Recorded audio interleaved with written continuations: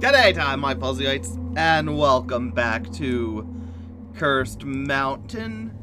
If you watched on Twitch, the audio cut out, but on YouTube, I went back and re-recorded the ending of, Episode 2, Part 2, whatever the hell they call it here.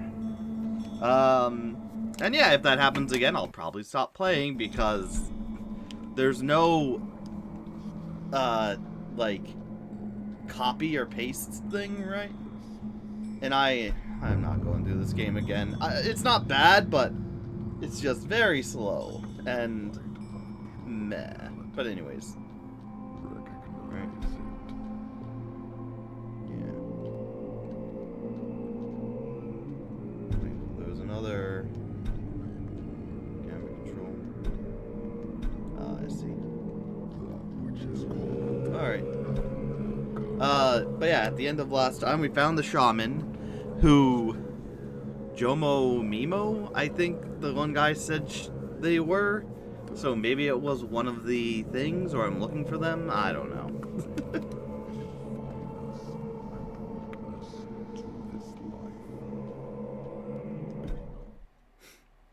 But yeah, either way, we're gonna get into this. Into darkness.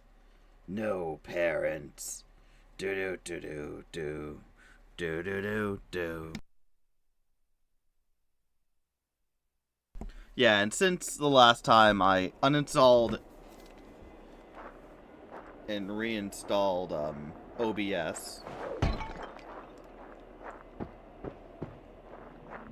so hopefully that will help me in not having it all crap itself. Because it's been a problem for a while.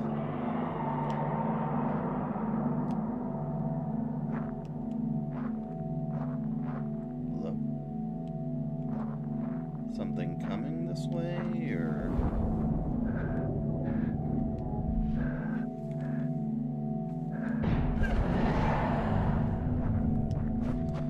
Yeah, OBS cutting out sound has been a problem for a while, so I, uninstalled it, reinstalled it, because sometimes if you have something on your computer for a long time, the things can get corrupted and not work properly. It's happened to me before with YouTube on my phone. So hopefully it's better, but we'll find out. Second prophecy. In the deep, in the dark, cold bones and rotting flesh, suddenly movement, dead spirits arise and raise its wings wide as the sky. Eagle talon, serpent fangs. Pain alone is not enough. Devaputi Ra. Klaji. Shakurdira. Ratura. I apologize for butchering that. The demons for feed the demons one. The demons for feed the demon one. The way is blocked to enlighten to life. Okay.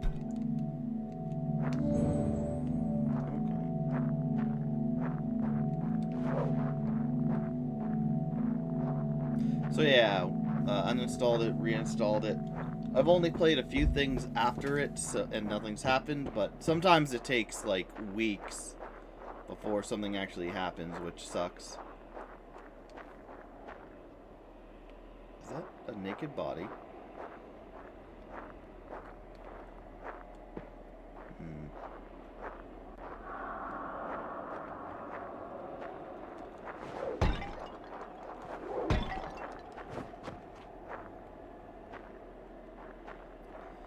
And like, I think the other thing, a Buddhist burial. The body is left to be eaten by wild animals, so it can be useful even in death.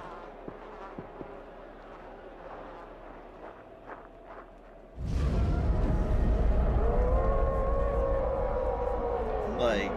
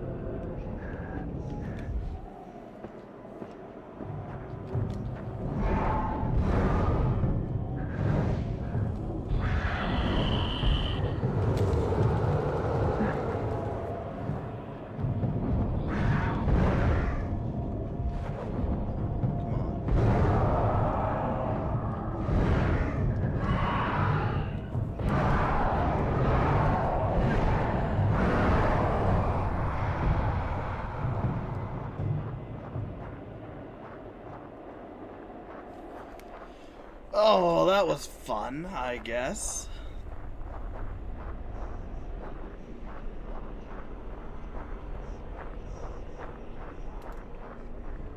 Nah, we don't need that. We can heal up by...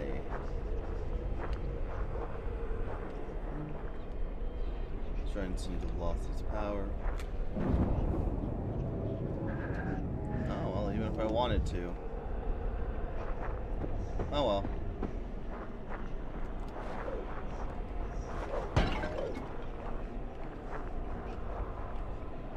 Like, the game is interesting. We're going into a different culture. Though I don't know how accurate the culture is, of course.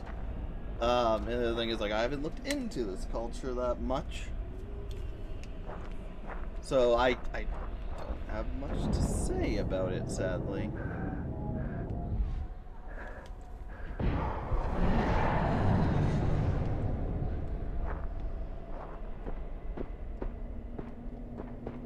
Hello?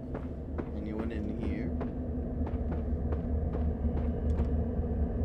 Who lit these candles?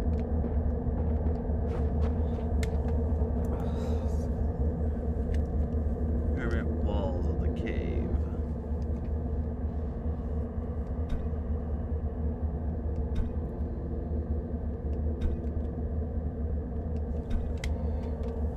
I was immersed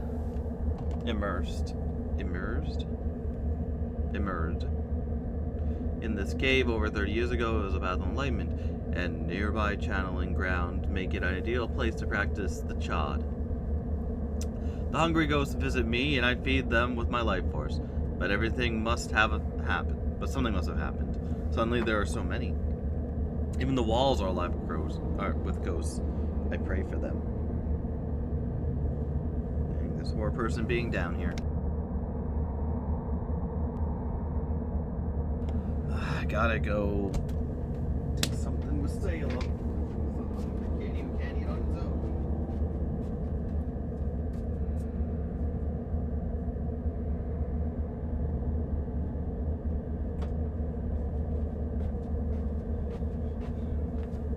But yeah, so it's interesting. Seeing another culture-ish, more with the ghosts and whatnot.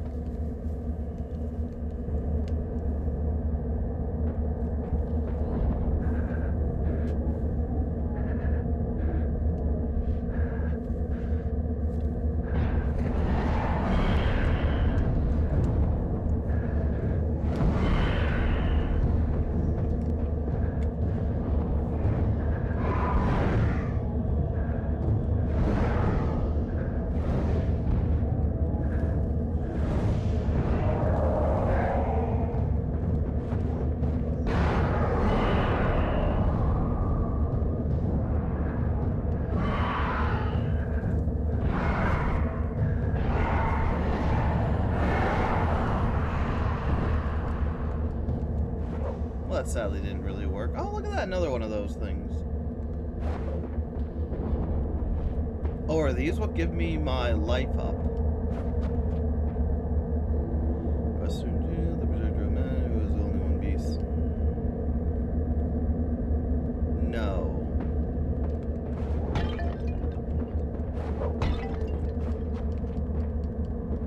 Got more incense sticks.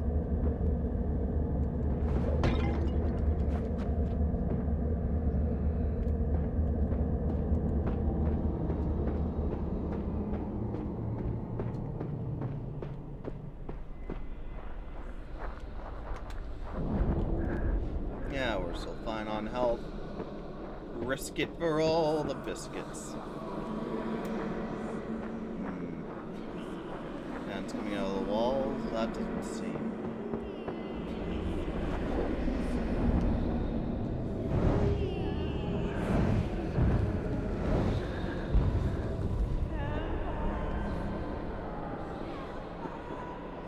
I'm sorry. Oh, are you kidding me? Oh, born of witches. Whatever it is, shall be, shall be.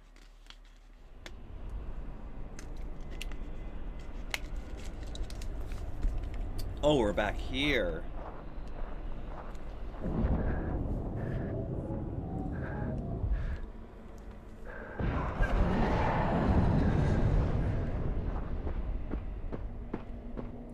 Okay, not too far back, but still.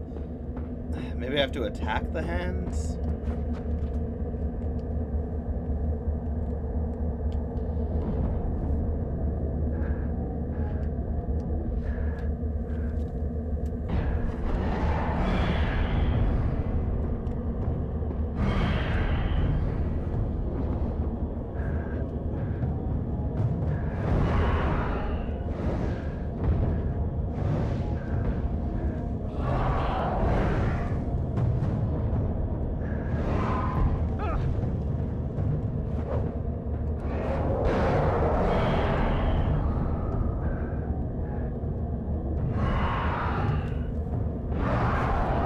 I'll get better, don't worry. Maybe.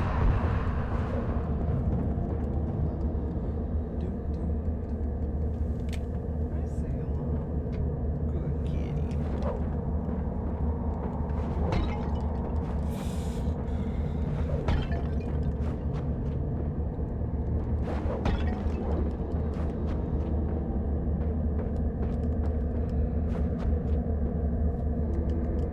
Yeah, we already know that. So that's 2 of those we've gotten. I'm wondering if there's one in every level, and if there is, then I missed the one in the first level.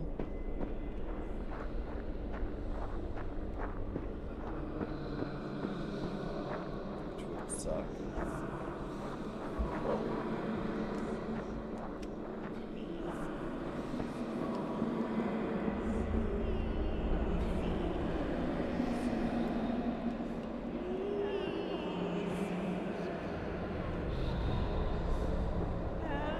It's just a waiting thing, huh?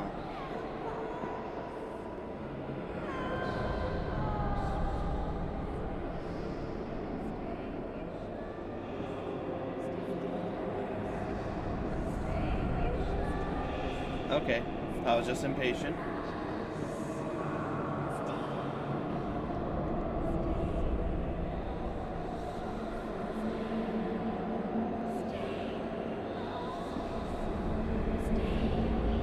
I don't want to stay, thank you, but I have things to do. I wish you find peace.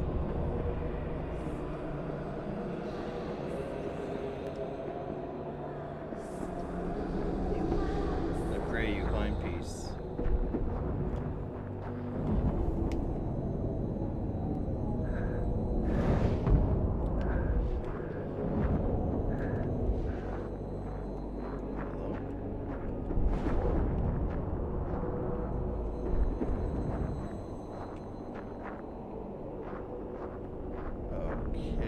Just gonna be there, I guess.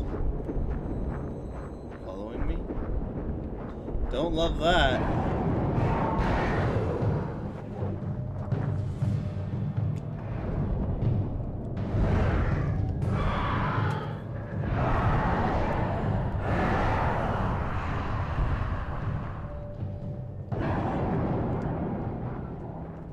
Hello?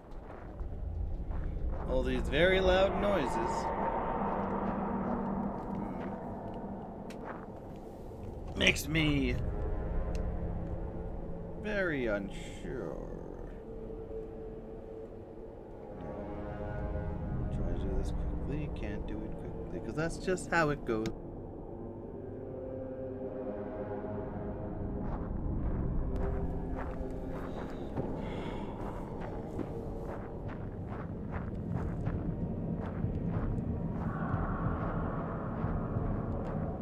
Some nice ruins down here.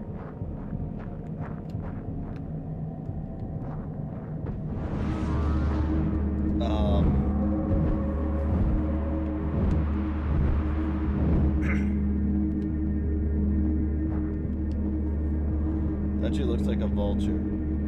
Feels like it's protected by some energy.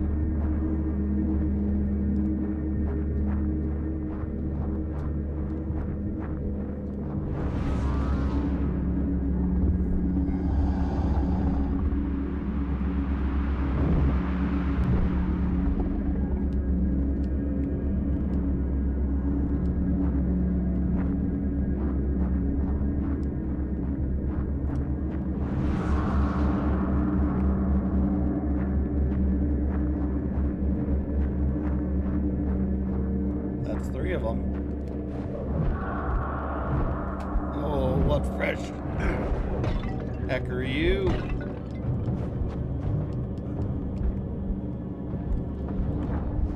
Ah! Ah!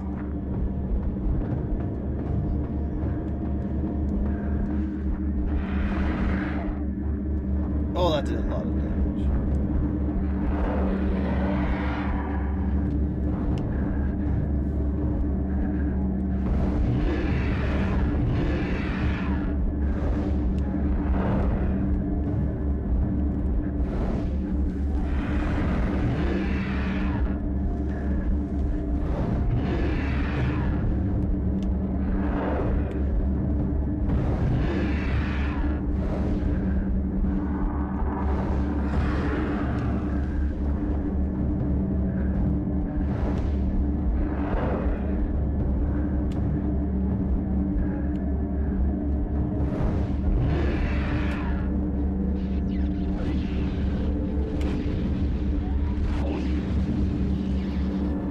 Okay.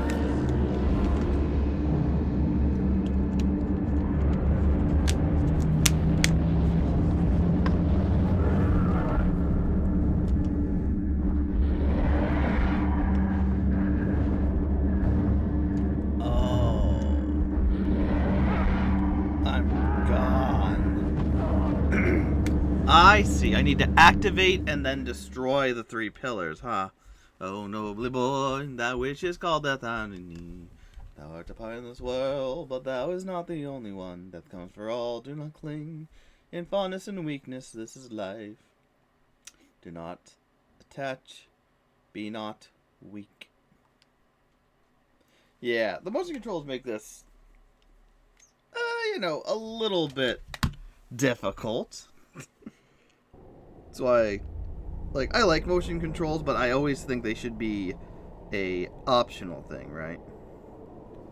Where it's like either use them or you don't. Or rather, you can use motion controls in games if you want, but there should always be an option to not. Because, as we see, it's not exactly easy with this setup. Even when I was on the couch, it wasn't all too easy either.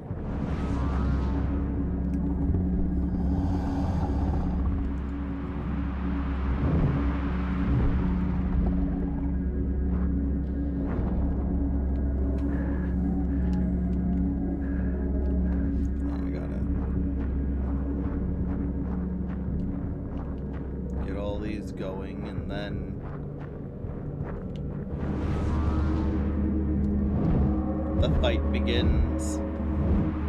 Unfortunately, with how the fight goes, though, it's not easy to do the thing.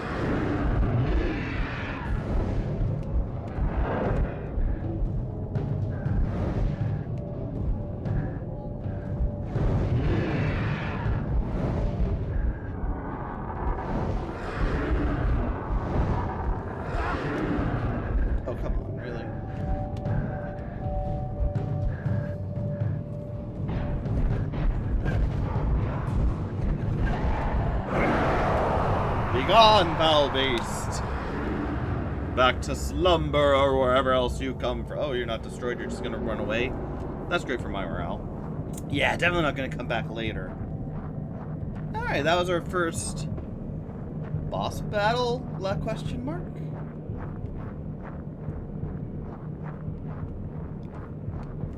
Not bad, not bad.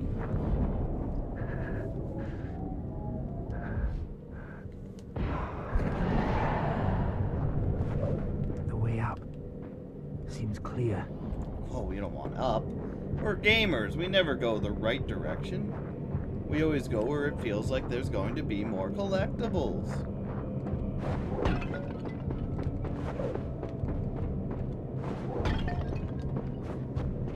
Do we get to learn what that thing was? Probably not, right? It's probably one of those things where if you look into the mythos of this area, it's like, oh, that was this creature, which was brought into the world by this creature, and they are meant to be ravengers of death or peace. So them being very vicious here is very odd for their characteristics.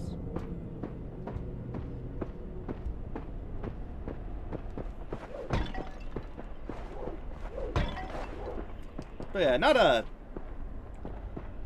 bad boss battle, but it goes into the same thing I was talking about with motion controls when they're mandatory. It's not exactly easy. Luckily, like, you can run away from things. Things Never aren't easy for Frank to be that Alex fast. Simmons' little brother. It started in school. Carried on when he started to climb. Everyone compared him to me. Oh, that's tough. But yeah, luckily everything in this game so far is slow. Why?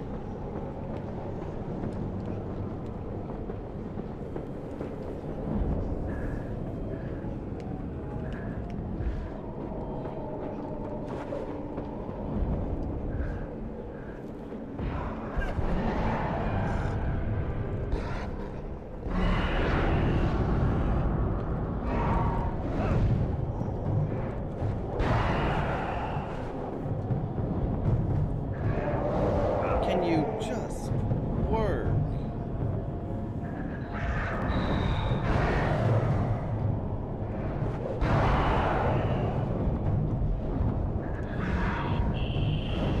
Like, seriously, why are you not?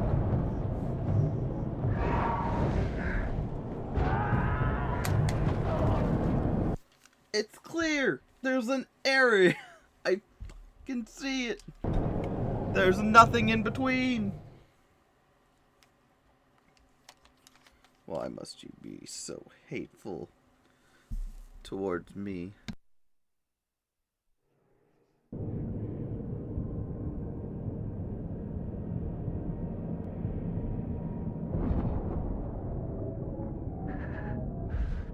There it is. Oh, it's all back. It's all good and gracious. Fuck off. Oh, I hate it. I hate it so much. Like, the other thing with this game, no, Salem, you were laying down. You were fine. You didn't need to take my attention. You're being mean, Salem. You're being mean. Like I said, and like with this game, I don't know if we're going to get any other monster type creatures coming after us on a normal basis here. Never easy for Frank to be Alex Simmons' little brother. It started in school. Carried on when he started to climb. Everyone compared him to me. Because, like, the ghosts aren't that bad, but because of that, they were like, oh, we need to have something more here to make it more dangerous.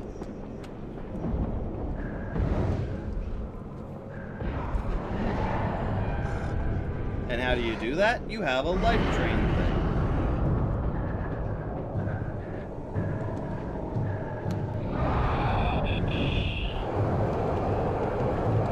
Why are you so fucking close?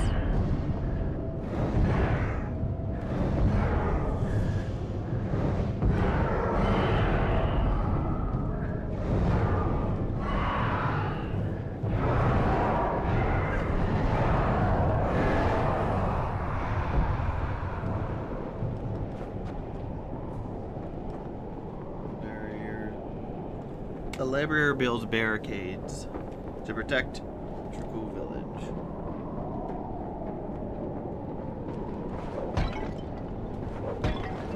So yeah, you know what? I don't feel like I need to heal because the game isn't that tough. But obviously I probably should because of the frickin' motion controls. One of the main aspects of the game, by the way, if you haven't figured that out, doesn't work. I just wish he'd stop competing with me. He's brilliant enough on his own. And like, granted, I don't need to shoot them like I am. I can just normally attack them.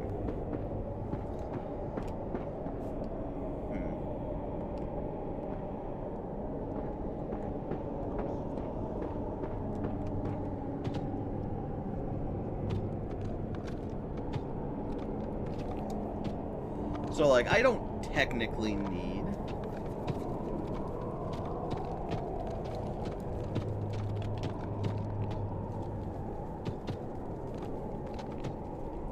to really use motion controls for the most part when fighting things that are on my level.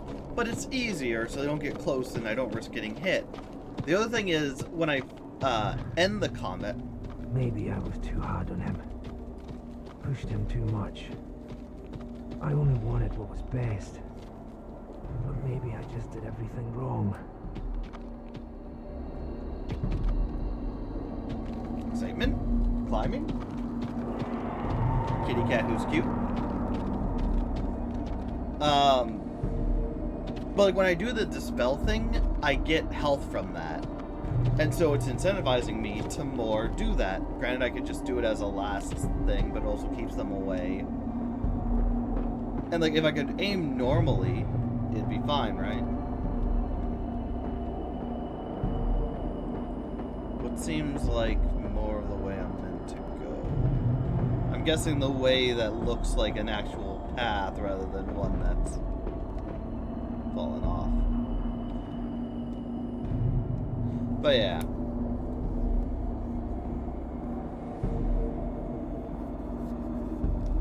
But like it this doesn't always work.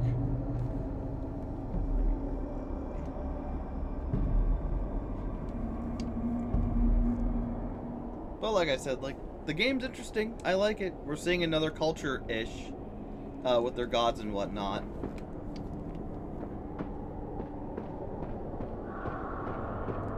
Or is this the actual way we're supposed to go up?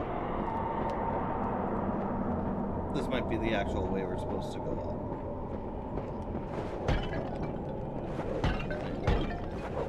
And like I said, so like the game's not awful, mind you. Like I'm not pulling my hair out like, oh, this is just terrible. It's not interesting. It's a little interesting. It's creative with the one flying beast we add. One of the things I will say of note is that the main enemy here are ghosts, and they're all kind of the same ghosts. I think there's like different forms of them. They're wearing different clothing, a few of the ghosts, and they have different amounts of health. Sorry, and whatnot.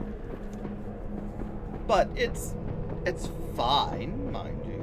Nothing bad. Frank is really going to be pissed off if I have to pull his ass out of the fire. Again. Wait a minute, so is this the way I'm supposed to go or not?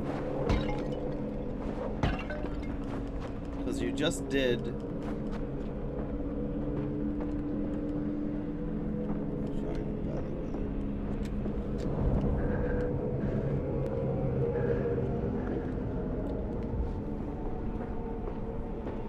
Okay.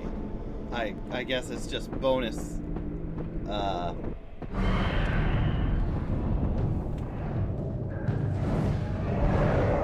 There's also a recharge thing that you can kind of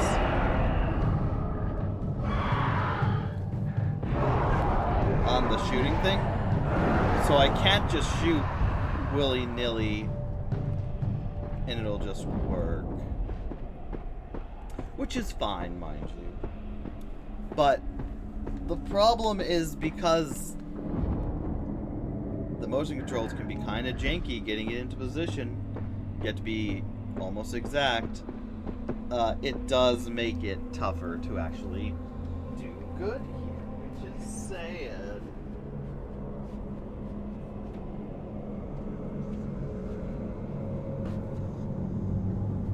And that's why I like motion controls. I think motion controls can be very fun in certain aspects, like mini games and gameplay and whatnot. But I do think a lot of games should have the choice not to use them. You know, like, oh, you can either use motion controls, or we have a way for you just to do whatever. Yeah, the other problem with frickin' healing is you get, like, nothing from it. You get, like, less than a quarter of your health, it looks like. Which isn't fun. I know, I'm just complaining a lot. But I am interested in this game, hence why we're still playing it. It's not complete bullshit. It's just... And the only bullshit there is from the motion controls, which are hit and miss. Oh. Hey, I beat you. You can't do this. Stop cheating, you little bird. Got to get away.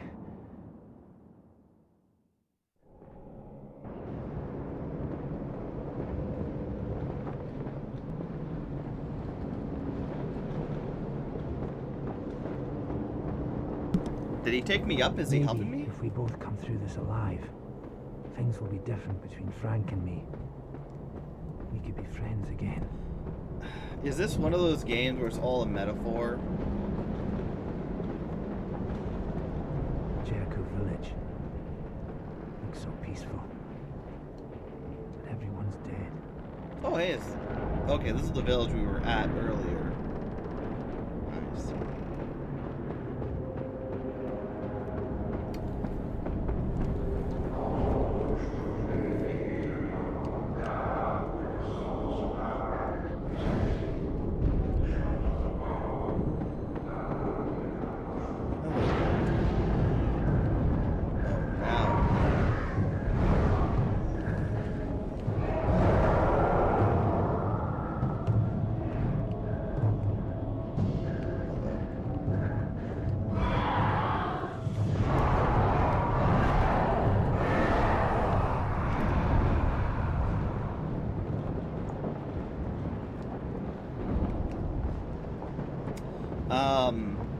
Nice. I forgot what we're talking about. Yeah. So it feels like, I don't know. Is this oh, that was a metaphor.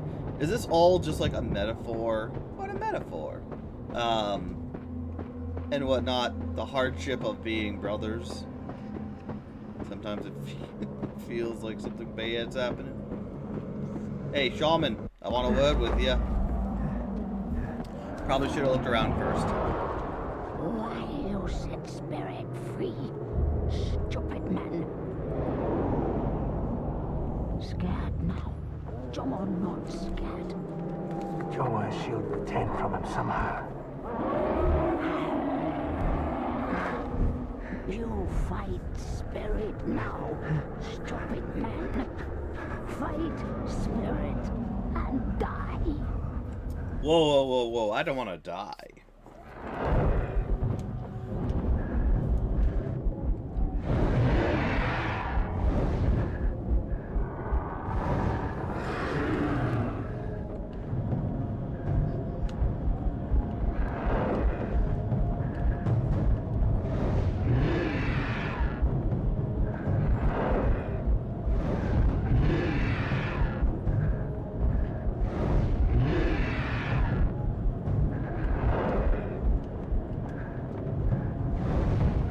The good thing about this game is it has great audio, so I know exactly where I need to be shooting. So that's always a plus.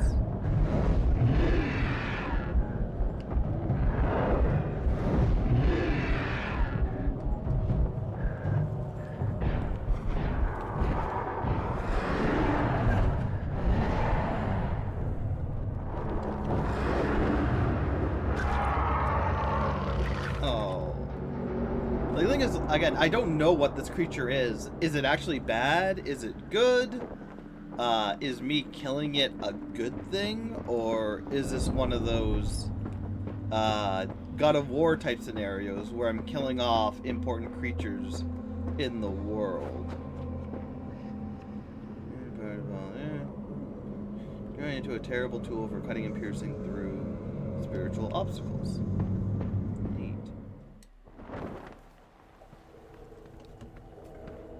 I'm ready for it this time. Some kind of ritual. Are you now? Huge Let's see if I path am. coming. Cutting begins. Caught in the bardo. The goddess is undecided.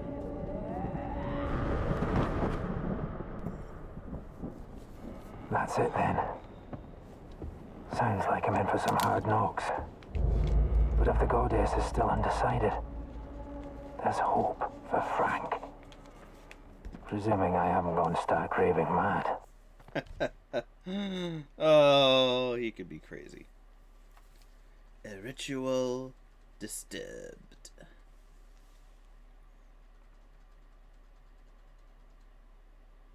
Yeah, so one thing about doing games like this as well with motion controls is like there's not much more they can really add, right? Primer's log. 18,200 feet. I'm in the terraced fields above Chiaku, heading for Nien Ike Book Monastery. I'm hoping to find Lama Todpa up there.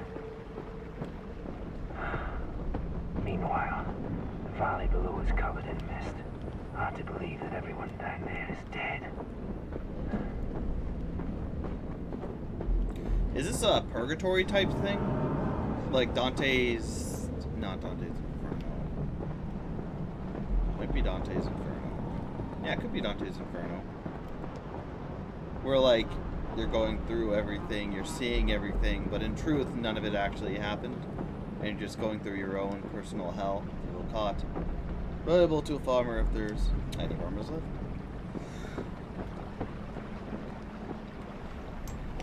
Excuse me, knock knock. Just gonna make myself at home.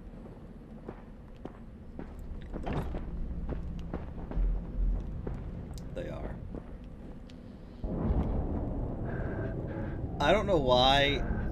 It just seems very odd to see plastic buckets in a place like this. Oh, you know, we didn't read the one book, did we? Now we have 2 books to read. The Dark Jetter. A villager writes that they are desperate enough to try a secret tantric ritual that hasn't been used in over 200 years. Tin bottles and other supplies. There were no rich people living here. Empowered. Hook. Empowered by... Okay, what does that do for me, though? Oh, we missed 3 books, it looks like. I was immersed in the cave over 30 years ago. Oh, never mind. We already read that one.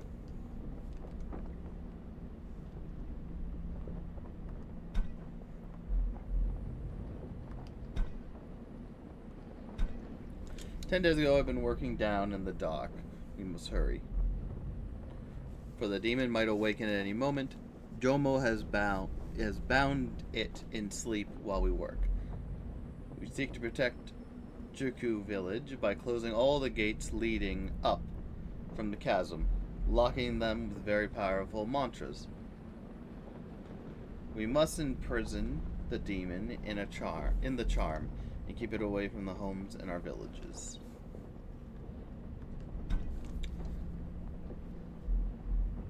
Is that what the creature was? A Jetar?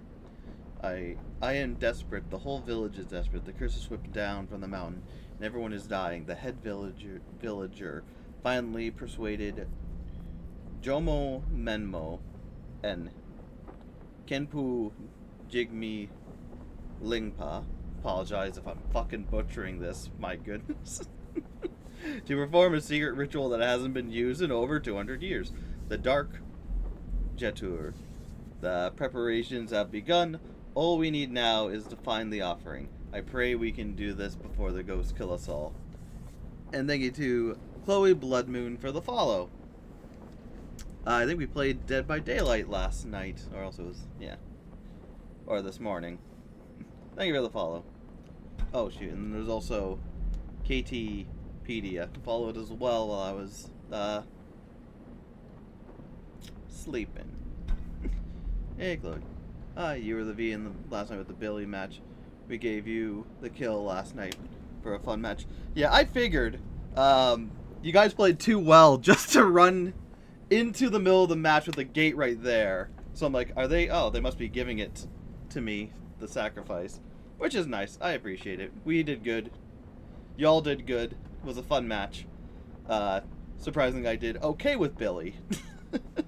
Haven't played him in years. Long Flat Rock. Elms of the bird, the soul no longer needs a vessel. The cutting begins. The Griftons await. The ritual is reversed. Yet there is no release from the bardo. The goddess is defiled. Paladin Lamu's watch devours the land. Blood must pay. Alright, let's make it play. Let's make it pay. We really never leave. We just want to play for fun. Yep. And oh, you're deaf, so I keep forgetting that survivors make noise when injured. Oh! Yeah. Well, good on you for,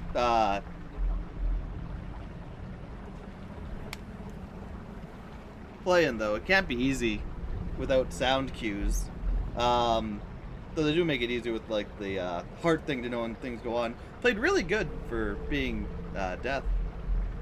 Really good. Was a good, fair fight. And yeah, that's something to always remember. You make a lot more noise when you're injured in the game. Dead by Daylight. Where am I going?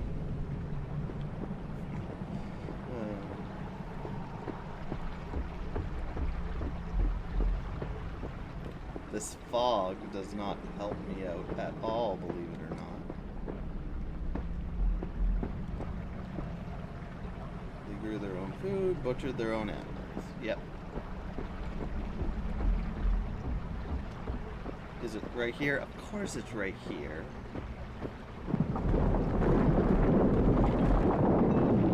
Well, that ain't good. Close call. Those rocks.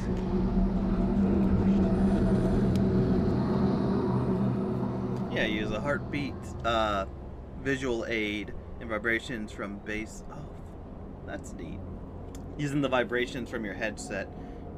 You're also one of the gamers who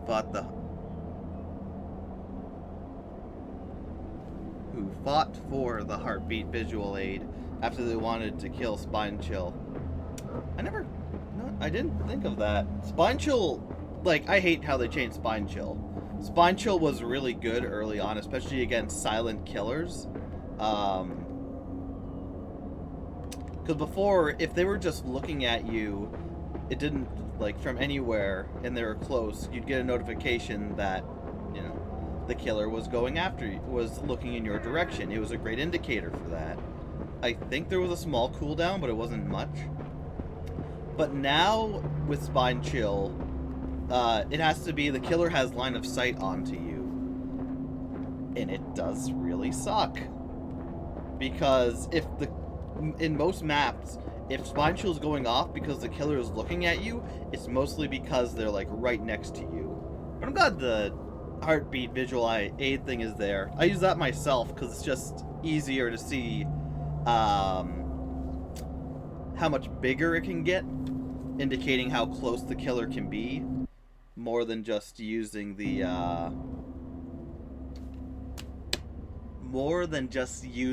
sound effects of it that do get louder. It is easier for me as well to see the heart and whatnot. No, wrong button. Well, it was like whisper. It's on the killer side. Don't tell you where the killer was. But maybe you should consider running. Yeah, but it was like a 45-degree angle, I think, and they had to be looking at your direction. But it went out far. But yeah, it was a great indicator, especially, it was like needed in the game, like years ago, because you'd get a lot of silent killers, like Pig or whatnot, and if you didn't have that, they could sneak up on you so easily, and now they removed that aspect of Spine Chill, and they once again can sneak up on you so easily. Jomo Menmo. Now there's a crazy old bat. She stinks like a yak, and she's always muttering and giving you the evil eye. The people around here must be simple to listen to her. Maybe when I retire, I'll become a witch doctor. Boogity boogity. Is this...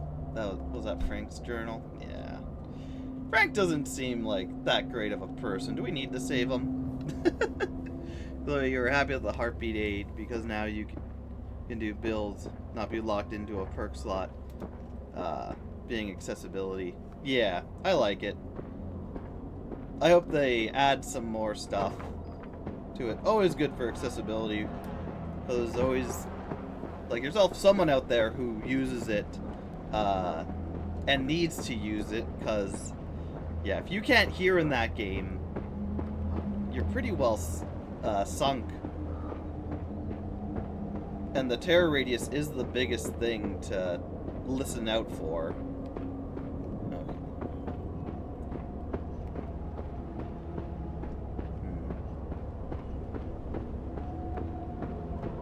And like I said, I use it as well because it does help give a little more indication rather than just listening for the sounds.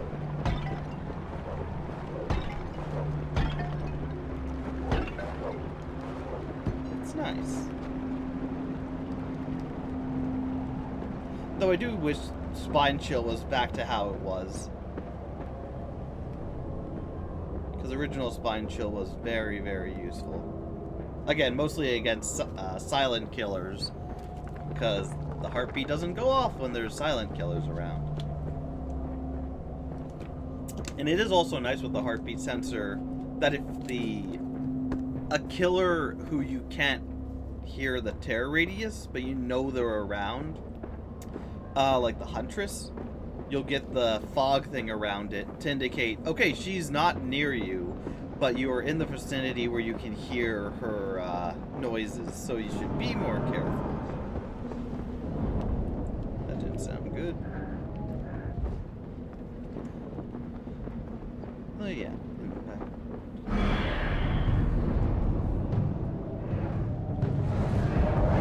See, I talked about them being slow, and now they're fast as all get out.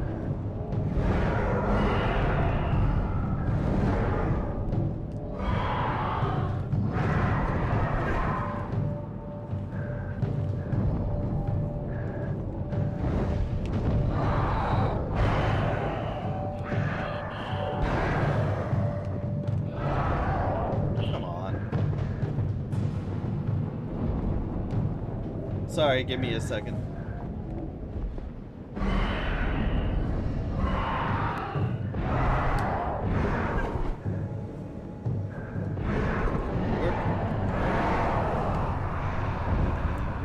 Yeah, save your friend. Save your friend's injured and your bestie, KT, was like, Chloe, you make sound when you're injured. I told her, oh, that's part of the challenge. Also, like forgetting it. Yeah. But again, you play really, really well, even with the injuries in mind in the game, which is great. And then KT really helps out as well. She was the Michonne in the game, I believe, right? Or am I thinking of the other person? In Wii game, yep, official Wii title. Yeah, she was the one that was really, really good at keeping away. Like I said, it was a pleasure, because all of you played really, really well in that game. Which I love those challenges, where you keep going to the end, no one gives up, and it's a struggle. And you can see just how good you really are.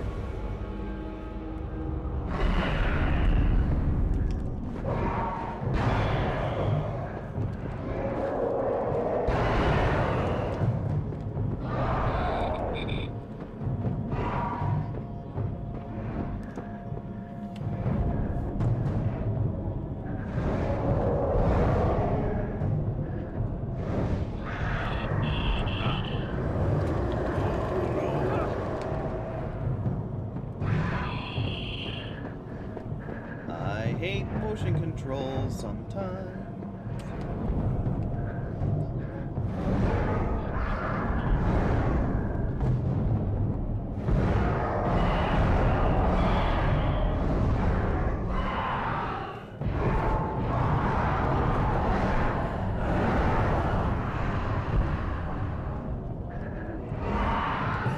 Stop it. Strike down. Oh my gosh.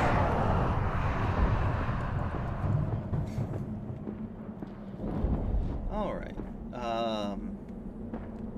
So far so good.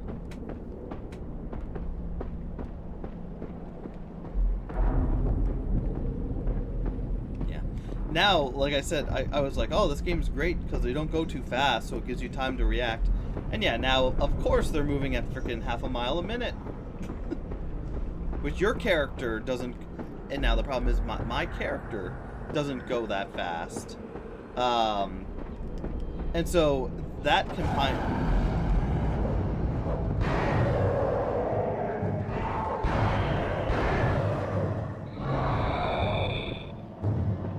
And now that combined with the not always great motion controls. That's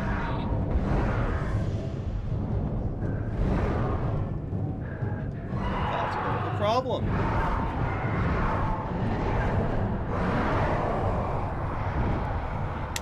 Chloe, KT, and you only ever play for fun, never to escape.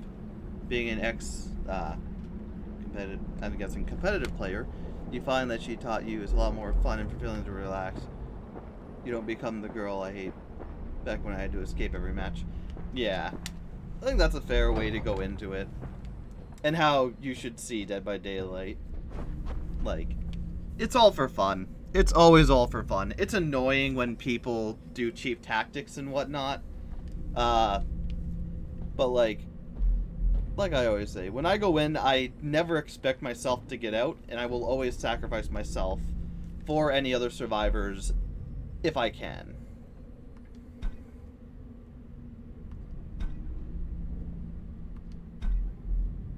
And there's just no sense in getting so wrapped up in the game, especially when the killers can be way too powerful, especially if people playing them know what they're doing to a great degree, and it's like, well, not much you can do either way. Always good just to go in for fun. Keeps the mental state better as well. Performing the dark Jetur ritual will close the gate to the bardo that was ripped open by the curse. It is the ultimate offering to the suffering spirits that plague our valley. We will perform it with the highest compassion. We will use only the proper tool sets, ritual tools, such as the Toba hammer that crushes the bones of ignorance and smooths the path of enlightenment. Yeah.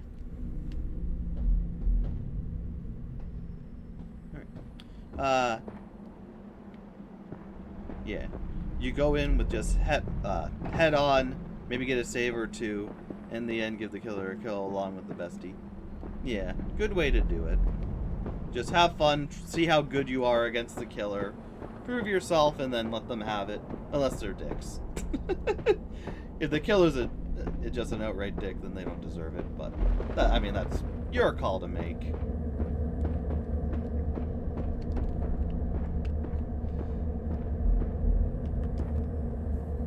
But yeah, and I like the head-on thing.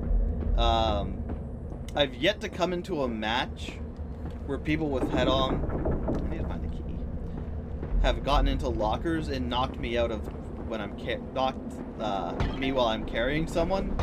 I'm very excited to see how I do against that at one point.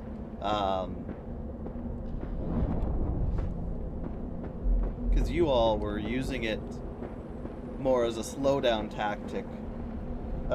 Mostly because I wasn't able to get anyone near lockers. But you guys didn't pre-plan stuff like, oh, get down to over here and then I'll pop out and get them. It'll be hilarious. Which I see a lot online of people doing that the head-on, and then the flashbang thing, so that they get out of the locker stunned. You stun them, you get into another locker, you stun them again. I hate this fog. I hate this fog. Where am I supposed to be going? Even.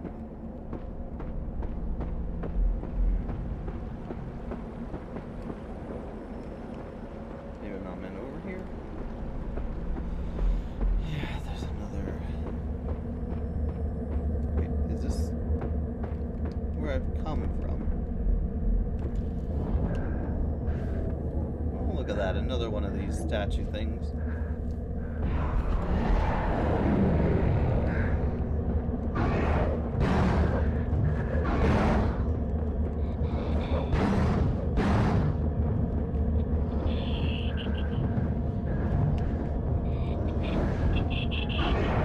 Come on.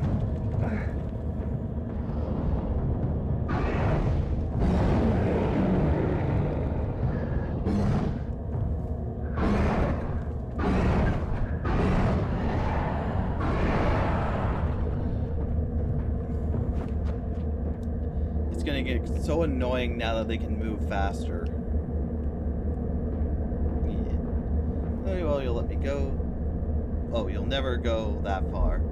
We don't want to make the killer miserable. That's true. We just want to try and lead to head on, maybe get a flash save, and then give them the kill in the end after getting around the randos out. The way the killer can keep the MMR low and high. The killer can keep their MMR low with the tie and still have fun endpoints. That is true. That is a good way to look at it. And how I try to go into it, just having fun and, you know, let everyone do what they can and have fun, especially as killer, so everything feels fair, whether or not I actually take everyone out, or not. And like I said before, with the Bone Chill event and other events, I'll just let everyone go so we get the points, because I feel like it's more fun that way. This painted ritual color to protect the house from evil spirits.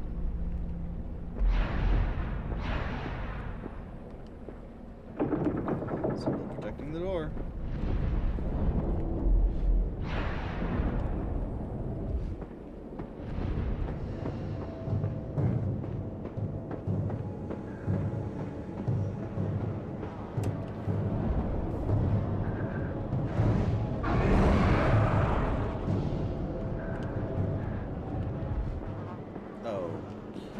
That was a one hit.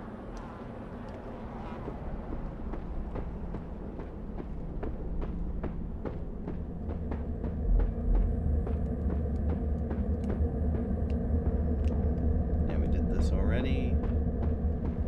Well, we got the key to the one door. It kind of sucks this game depends on some backtracking for some things, because it's not the first time we've had to go back in an area. Granted, it's not too abysmal like other backtracking in games, because it's only like a minute or two out of the way. Chloe, you're not aware of this game, but it looks like it's an underrated Wii horror game. Yeah, I only got it from a friend many years ago. Never knew about it other than that. And like, it's fine. Oh. It's fine. I'm having fun. Learning about the culture somewhat loosely from the book entries.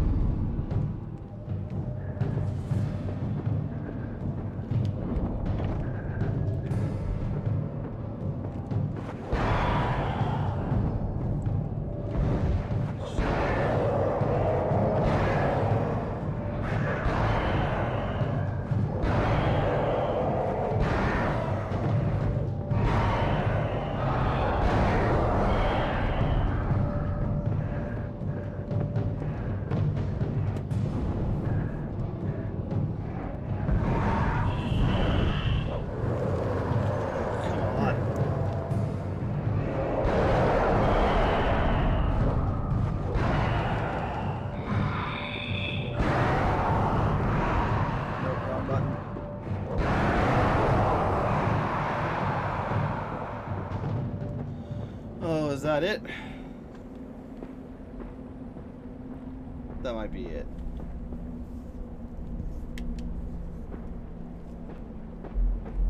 I'm guessing that's it. Please. No. What? Oh, hey. A hammer that crushes bone during the Chatur ritual is symbolized by smashing the evil disposes, especially greed, conventionally and The hammer. viscerally. Whatever those Is it words are. needed for the ritual? I got this right. Must be consummated. Bring the hammer to the Roguewa. Alright. Must have ritual. I'll bring it to whoever that is, strange voice. Resident Evil has a lot of backtracking. They made that something all horrors seem to follow a little. Yeah, I see RE more of like a horror version of a Metroidvania, where you kind of are in an area and you slowly progress around. So like, yeah, you can consider it backtracking. I more see it as like going around and opening new ways up as you slowly go. But definitely is backtracking in a sense. And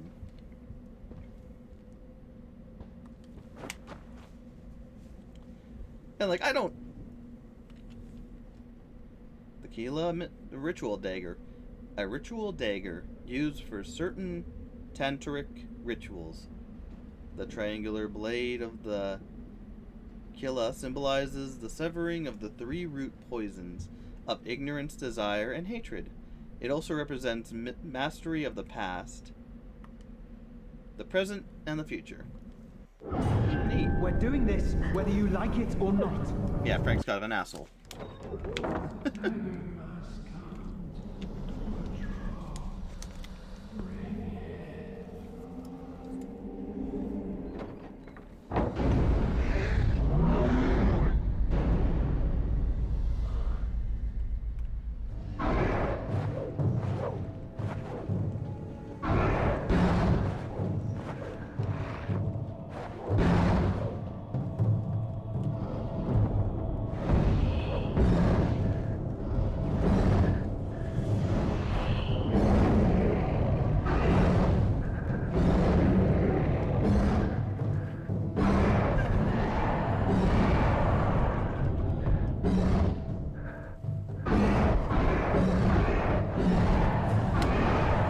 Your favorite horror series is Project Zero, Fatal Frame. I really want to play Fatal Frame. I hear it's good. It's definitely on my radar to play. Frick off.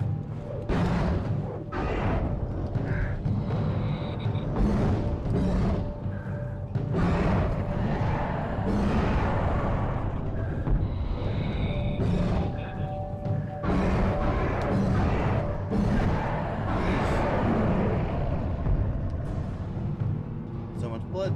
So almost everywhere I look. Are you freaking kidding me? There's more.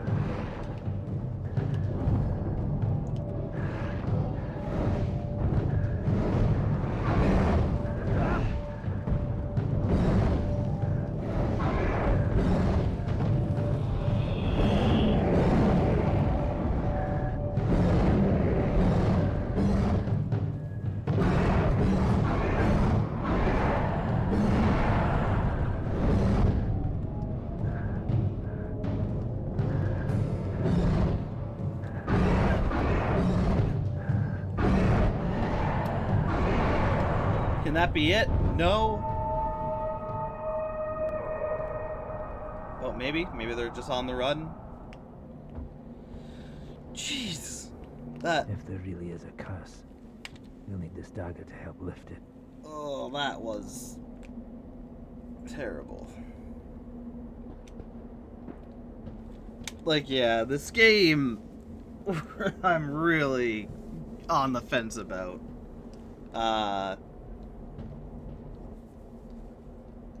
Because, like, it's good. It's fine.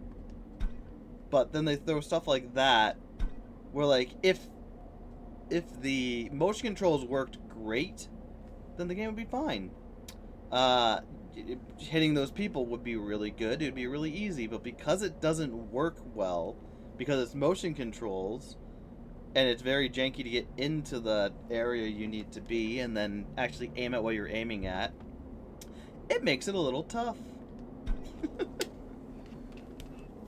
Though you collect retro games, so easy to get this. And a Wii U just to have. Yeah, I, as well as I'm a collector of retro, loving a lot of what it has to offer. Because there are a lot of good games back from the past that are great. Great fun.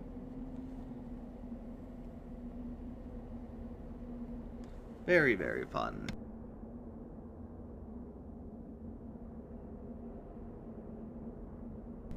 Especially Wii and Wii U.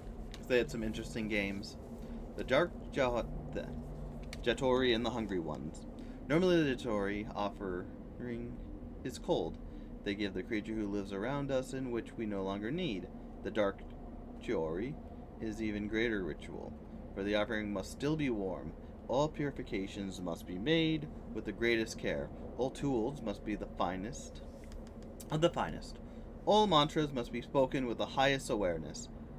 With this care and offerings, we feed the hungry ones who dwell in the realm, not normally seen by man. The Dark Jator is a secret tantric ritual known only to the initialized few. It is one of the highest acts of compassion possible.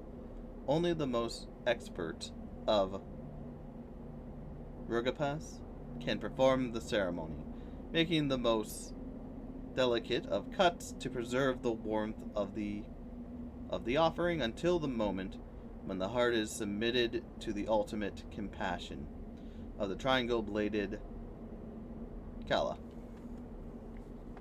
Go them your collection are your Japanese, nice, and North American Sega Saturn system and Magic Knight Rayearth for both. Nice. Yeah, unfortunately I only have North American games. Do I have a Saturn? No, I have a Dreamcast.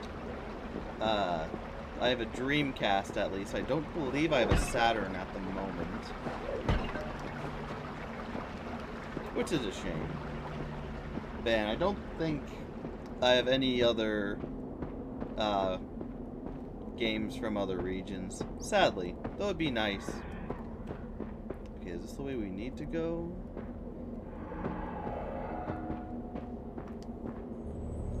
We'll heal here.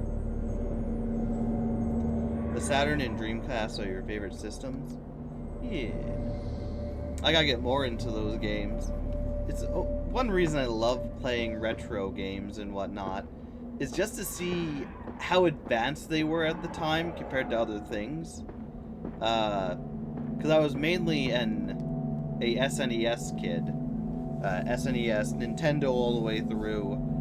And then you look at some of these Dreamcast and Saturn games, and it's mind-blowing, like, what they did with them. Love it. Which is why I mainly do retro stuff, to share the past with other people. Because not a lot of people are going to know about or care about Cursed Mountain here.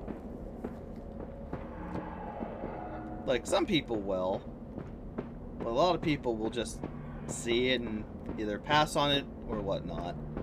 But to have it documented, at least it can, even if it's not a great game that people love, people know about it now.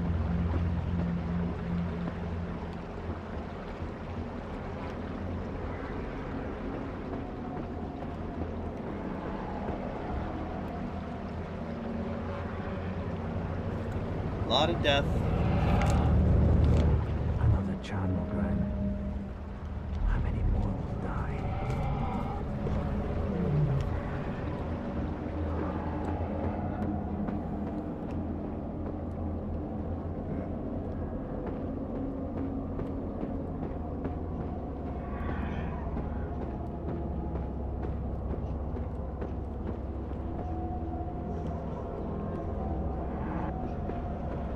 nature. Jomo's prophecy. Big buds and cutting.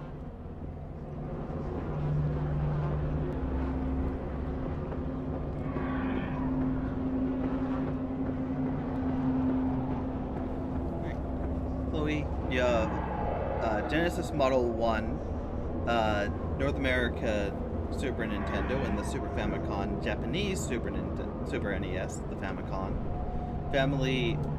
It's the family computer system, Famicom. And you do retro games too, for some people, so they learn about them, keep gaming alive. Yep, gaming history is important. Gaming history is just as important as normal history. Can't let it die. Yeah, I 100% agree. That's why I like to go through stuff and see how it was. And especially looking at series from like where it is now to how it started and progressed is very fascinating to me. I myself have I have 2 different Genesis.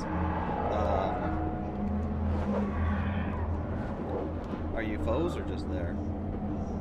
2 different Genesis models. Second place. Actually, why don't I just grab them quick?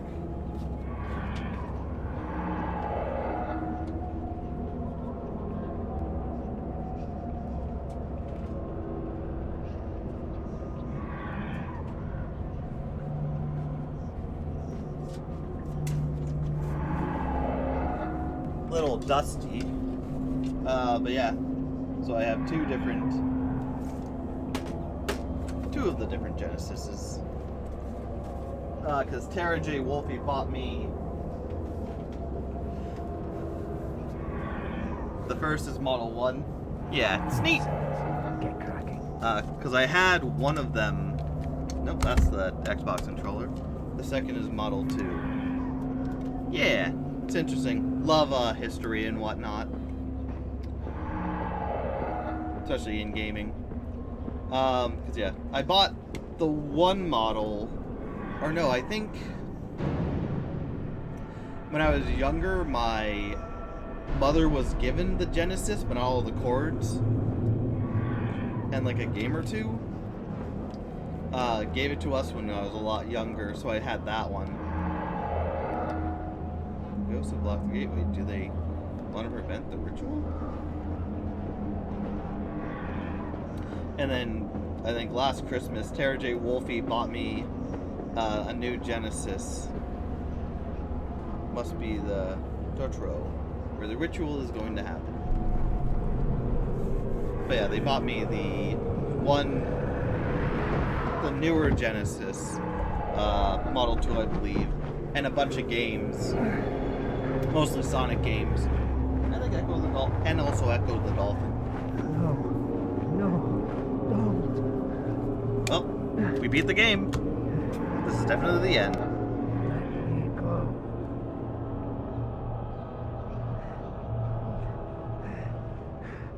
No! Stop! I'm still alive!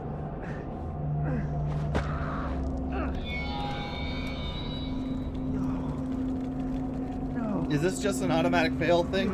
Do this! I think this is an automatic fail thing. Oh, not that time. Yeah, you have to be alive. That's literally what they said about. Ah!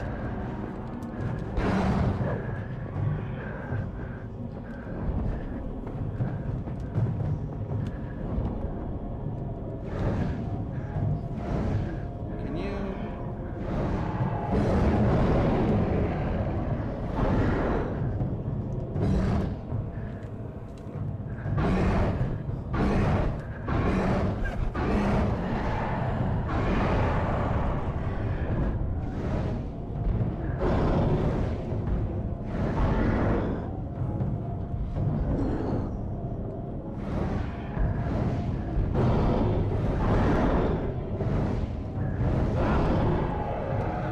Or you could not stun him.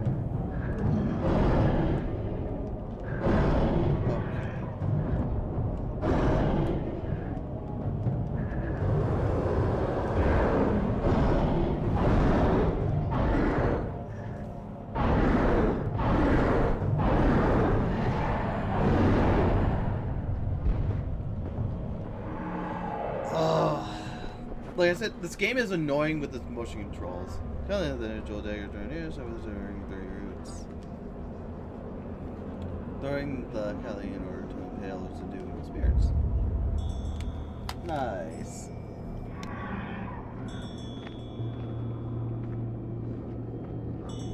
Most games with motion controls are annoying. Yeah. Yep.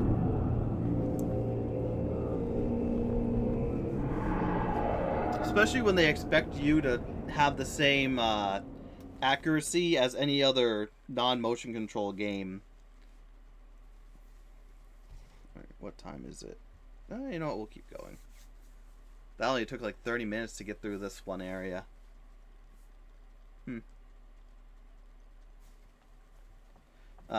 Yeah. Climber's log. 18,400 feet. I'm heading for the Nyendiki Book Monastery. It's awe-inspiring. Built right into the living rock. Yep. Since Bennett vanished, and Jomo Menmo was less than helpful, I can only hope that the monk Todd Pa is still alive in the monastery.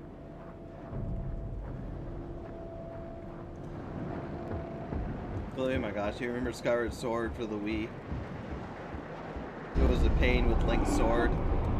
Yeah. I got that. I'll have to play that sometime. I have the...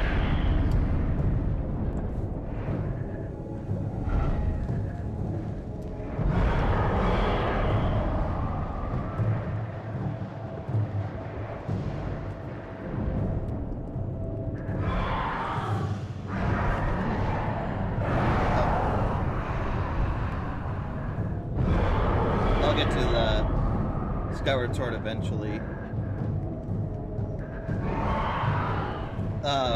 With the Legend of Zelda series, I'm going in release order. So we did The Legend of Zelda. Check it out on my YouTube, Pink Fuzzy. So we did that one. At some point I'll have to do Link's Adventure 2, which is the second game in the series. There's just so much to do. I need to plan things out better. Yeah.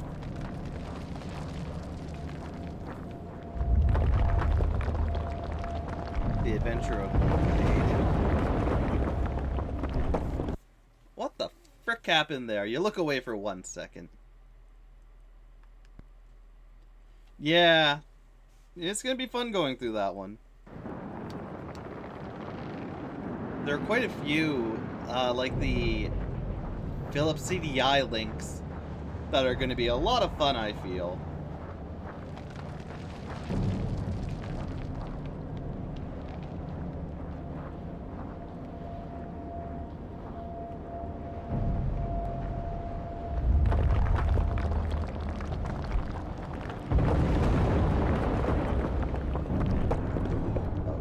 Just jump. A Link to the Path is your favorite? That's a lot of people's favorites. I've only played a bit of it, which is a shame. Because I've played quite a bit of the Legend of Zelda series. Monastery. Looks peaceful from here. Something's not right. I hope Todd Pa is still alive. Because, like, I've played through Ocarina of Time, Majora's Mask.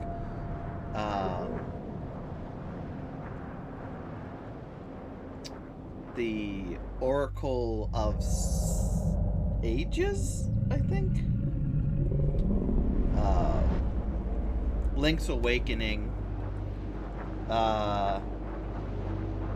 Twilight Princess, I don't think I finished.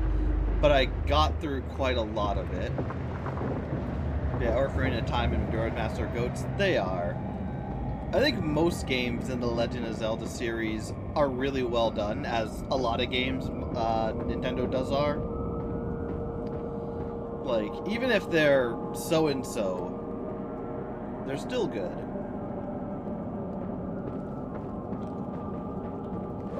They're still good or something to appreciate about them.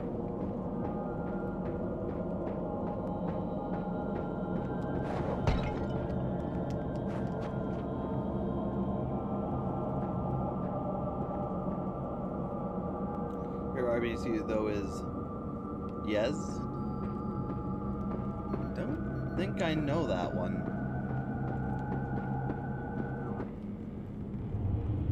Oh, Spirits got here too.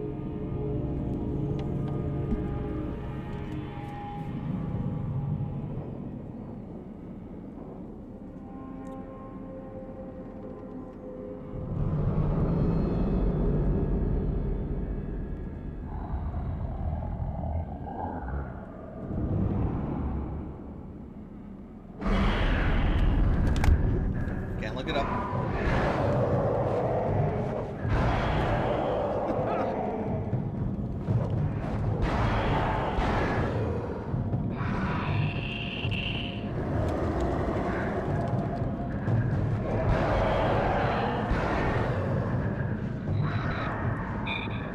Can I go up this way at least?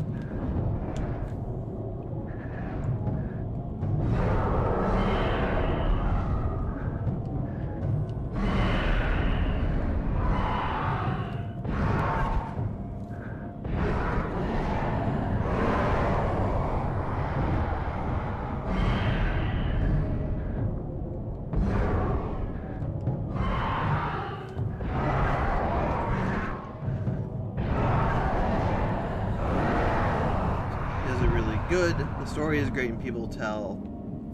Music is also fire. It's a improvised. I'm looking at the wrong thing.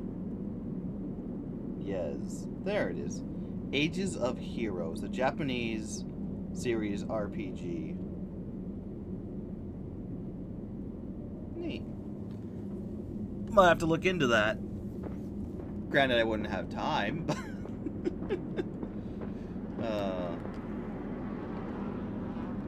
yeah, it's the one shame about RPGs is like I would love to do more RPGs, have vast stories, vast epic stories being told and whatnot.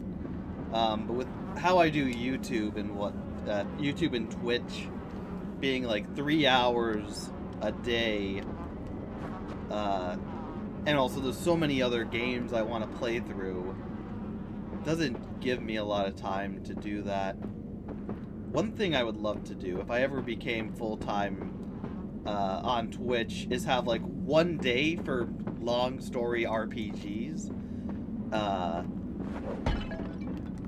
Maybe 1 or 2 days for like long story RPGs, to give them 8 hours a day. I think that would be really cool.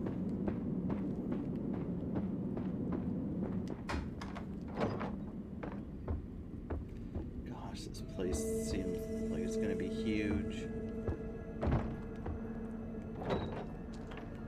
Oh, I hate how big this seems. Bed for visiting pilgrims. The monks spread the warning. The elders try to defeat the curse.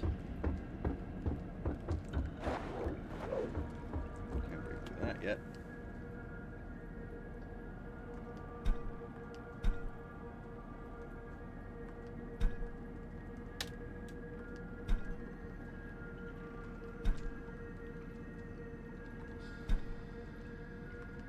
Next.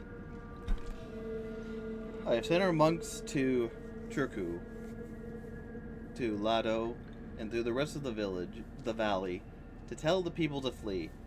They cannot stay in their homes to fight the ghosts, and our hopes is to protect them long enough for them to run away.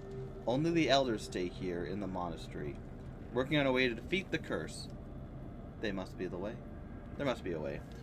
Oh yeah, I understand. Not everyone has 9+ hours like you do, being deaf and having anxiety in the workplace because of it, and trying to read everyone's lips, and trying to remember everything I was told to do. Yeah. I ended up on SSID, so I have a lot of time when I don't have a few days a month. I have life to do. Yeah, because for me, I have this, and I work nights full time.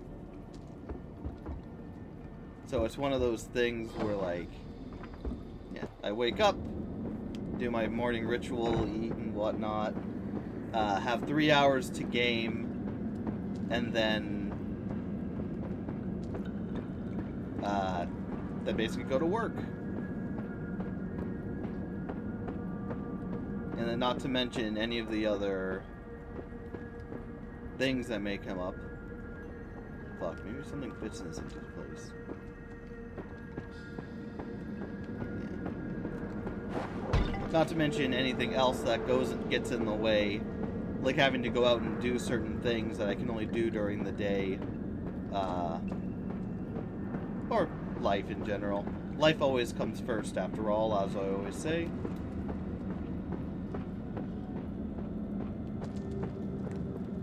Gosh, it's dark here. Life always comes first. Yeah. And like I said, with work and sleep and whatnot, can't always do everything I want to do. Which is a shame, because I'm trying to go through Animal Crossing before the new year, but I just haven't had the motivation to lately. The original Animal Crossing. Because come January, I'll be playing the, I think City Folk is the next one I'm playing. And that'll go on for a year. Down there. Something glittering. Yeah, I can tell by the light.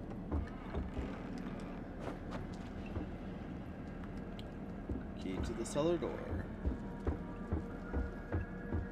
But yeah, it would be nice to have more time to dedicate to streaming and whatnot, make a better schedule to do it 8 hours a day or more.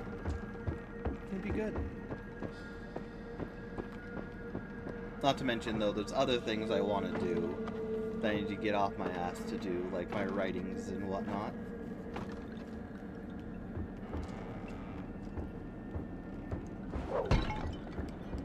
Yeah. I'll get there one day. I know, if anything, it's going to be my written work that'll get me more noticed. Ooh. Ganesha seal fragment. A door seal fragment with the male aspect of the two-faced elephant god. Neat.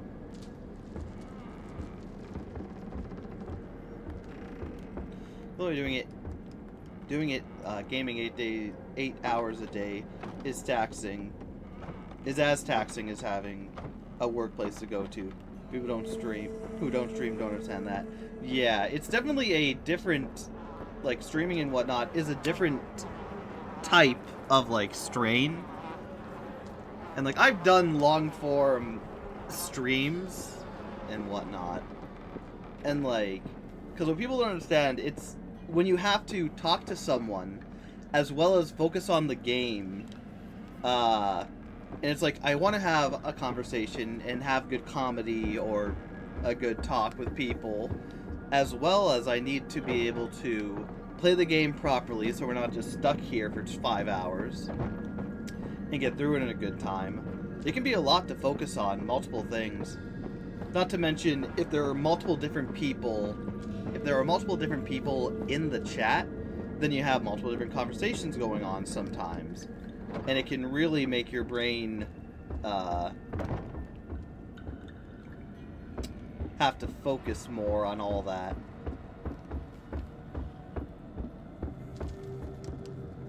Yeah, it gets hard when there are a lot of different conversations happening at once. Yeah, because then you have to remember a lot of different details about what's going on, keep track of what's going on.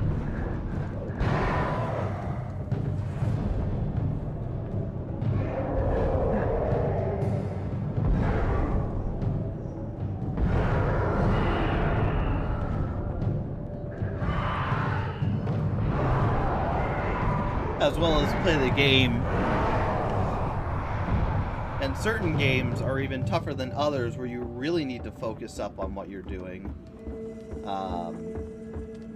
Where luckily with this one, it's kind of just, you know, I pay attention slightly to where I've been, where I'm going, and not much more has to be done. I just need to focus up when it comes to fighting, but other than that, we just relax. Okay, so... Oh, okay, there we go, we found it.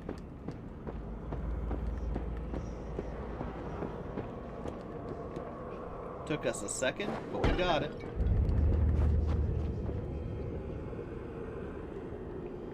Fleeting all this.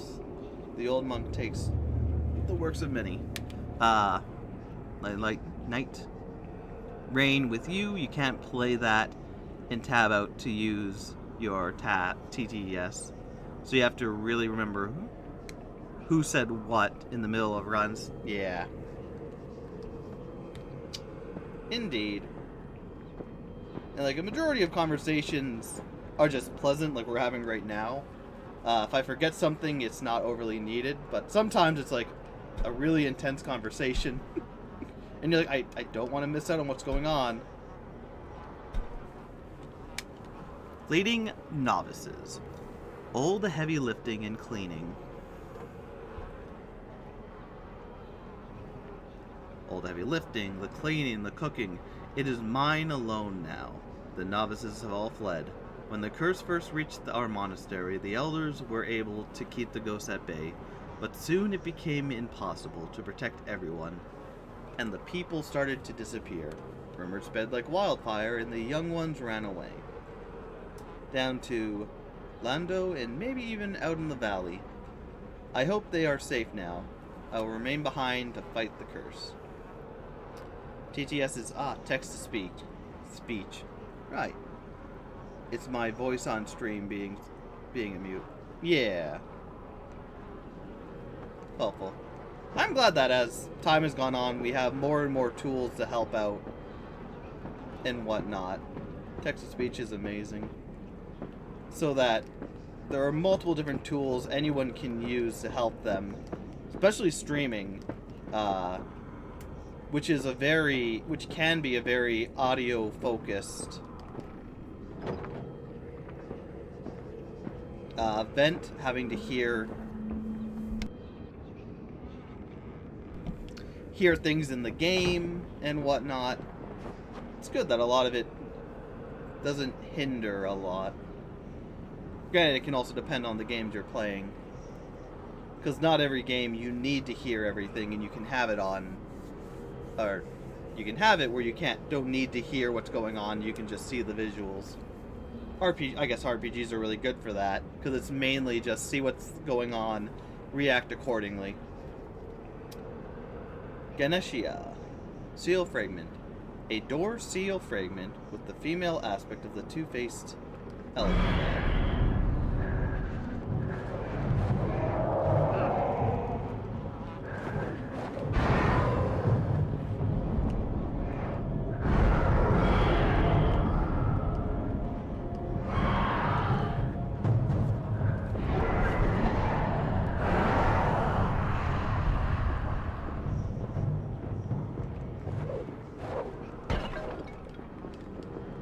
But yeah. Stairs have collapsed. Wood is still solid. So, did we use the cellar door key and we just didn't realize it? Shoot, you darn thing.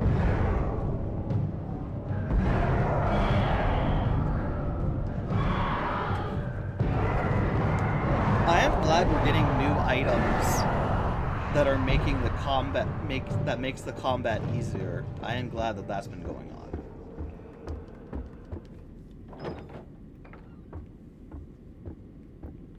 Yeah, when you're alive, you have the game to pay attention to. Your CC chat. I read if I'm playing with your CC chat. Don't know that one, sorry. When you're playing with KT, something I do a lot. My chat to watch, my alerts to watch, so I don't miss thanking people. Yeah, After 8+ hours, you are exhausted. Or not 8, 9. 9+ hours, you are exhausted. Indeed. I can see it. And again, you have a lot more to be wary of, seeing as, Door isn't moving. so it wasn't enough. Must be something else.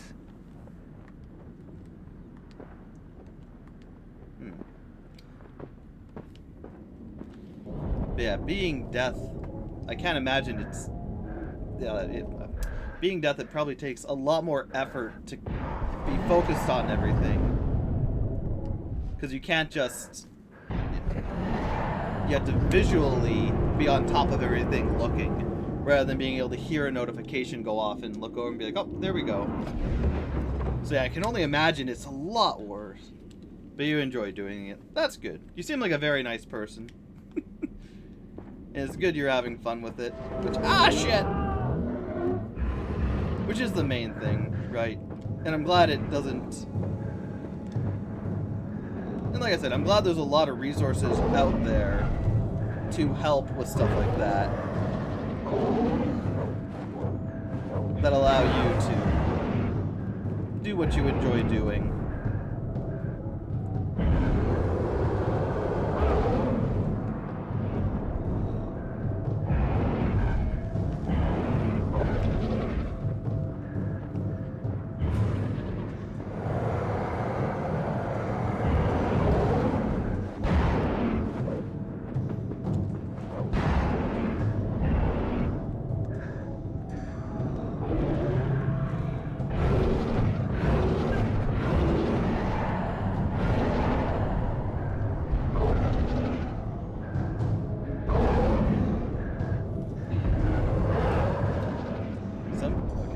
They can just...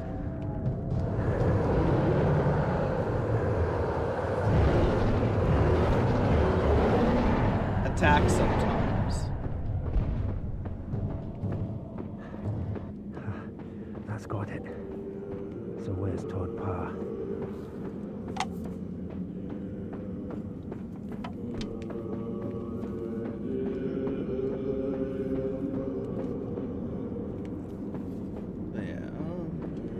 Will heal. We have so many incense.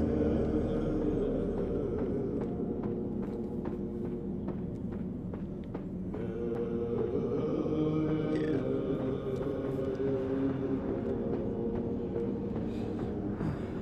This isn't the end of the level already, is it? I mean, it has been 40 minutes, so it could very well be. The golden statue of the Holy Lama. Probably a previous abbot of the monastery. I'm guessing that book isn't something we collect for the collectible stories. Scroll painting detailing the monastery's history.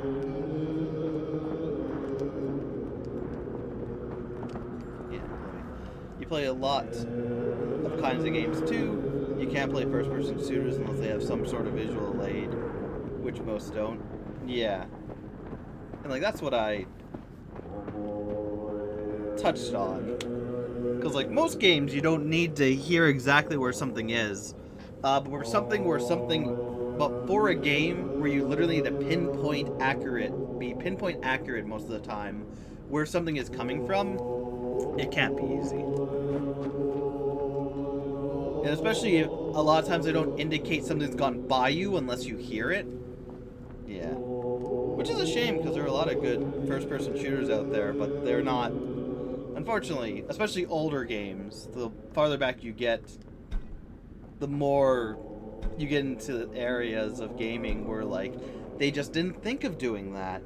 It was unthinkable to have, like, color-coordinated help, or the color blindness help and whatnot, or other visual aid stuff.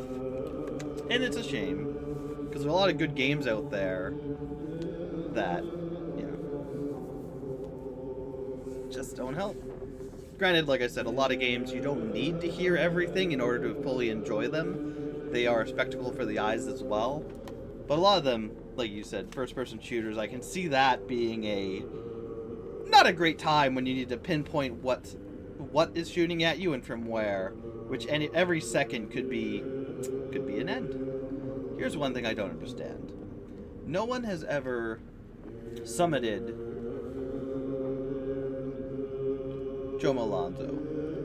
They go as far as High Camp, but never to the top. I can understand the Sherpas giving it a miss because of their daft beliefs. Yeah, this fucking character we're going to save. But what about the rest of them? They do their Korras and their mumbo-jumbo rituals, all just to make some pilgrimage. What's the point of climbing if you're not going all the way to the top?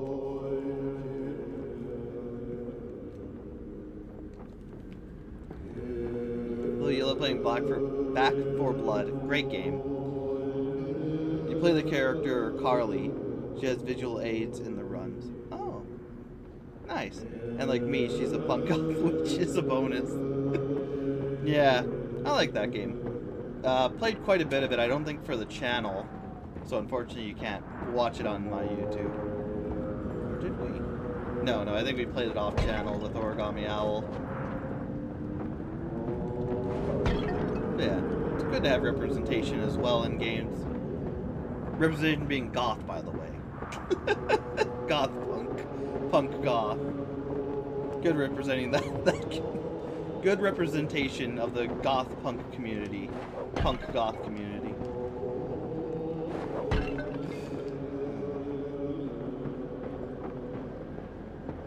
But yeah, that one's good. I like that one. That one, Back 4 Blood and Left 4 Dead were always fun. Are fun. And I think the creator of Left 4 Dead is working on something, a new game in the similar vein of Left 4 Dead, I believe. I might be wrong.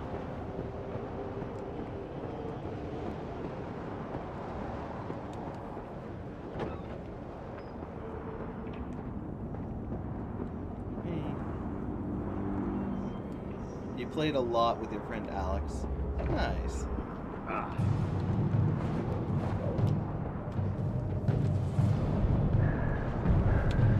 Yeah. Heck are you?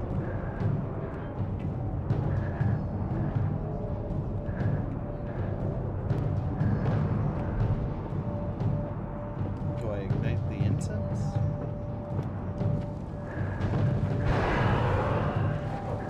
Guess so.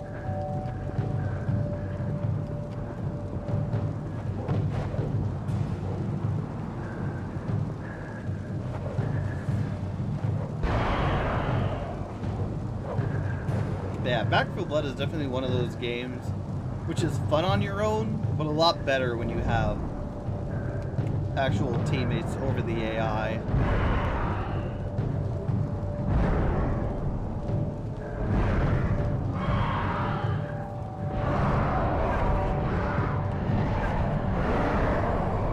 But yeah, a great game with a good pattern. Another game that mimics that style was the World War Z game. It was very similar, I believe, where you'd go through, you'd have like one major thing to block you, so you had to get all the zombies there.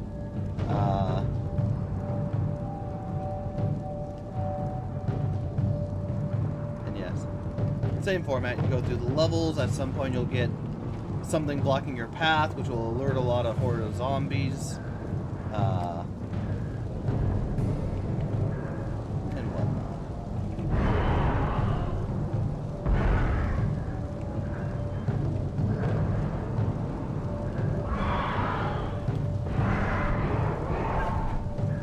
Which it is a fun... Come on.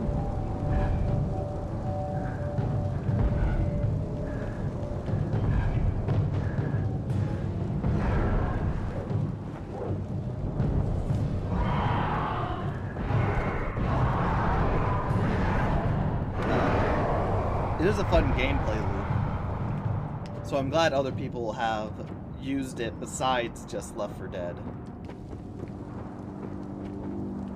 neat. We had to ignite the incense to see the ghost we were fighting, which was an interesting way of doing it. Love when games change things up like that. Ooh, excuse me. Chloe, you had the World War Z on Epic, never played it. Yeah. It was made with colored butter. Like I said, I think it was very similar to Left 4 Dead or Back 4 Blood. So if you needed your zombie fix, it was right there. I think I played maybe one map of that. So I think I was on my own. And like I said, the game's fun on your own, but it's a lot better when you have more people to flesh out the team. As a lot of multiplayer games like that are and do. A Mirko statue of the blue faithful deity.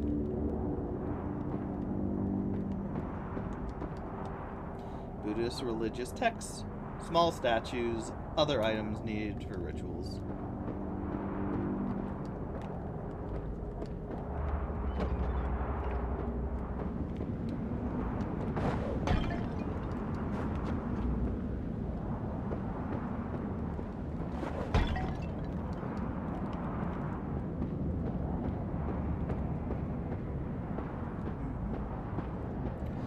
But yeah, hey, Chloe, never played the original Overwatch a lot. We had a squad that was watching your back, either as tank or pocket healer. Nice. Yeah, I never really got into Overwatch myself.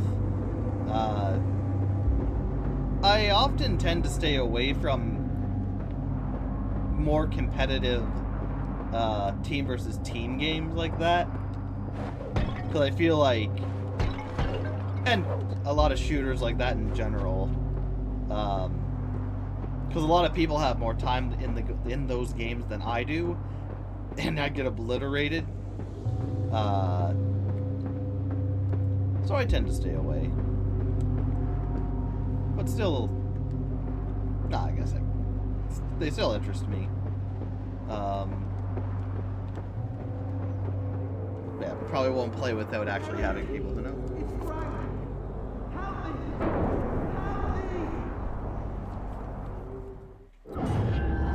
Memory of the past.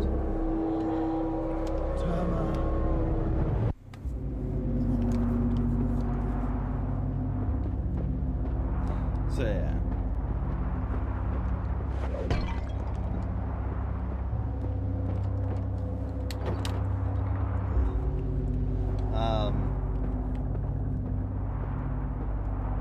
Yeah, so I stay away from competitive shooters or stuff like Call of Duty and whatnot. I remember one time I was just trying to play Call of Duty, was doing fine online, and there was just a guy running around, immediately looks over, shoots me with a sniper rifle, and keeps going. I'm like, yeah, this is not my type of game.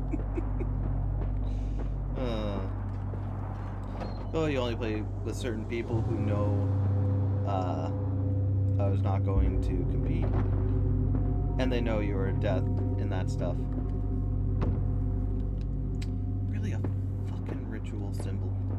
Okay. Or maybe not. Maybe I do have to go around. Yeah. I understand. Also, just playing with people can also be hit and miss depending on personalities as well. It can just exacerbate different things, making a bad match turn worse if your teammates are certain ways. And then, yeah.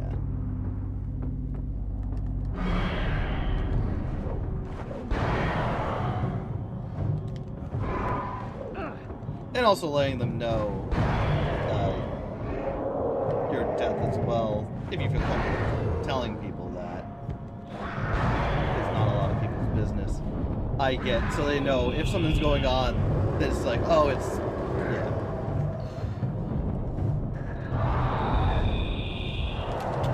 Oh, come the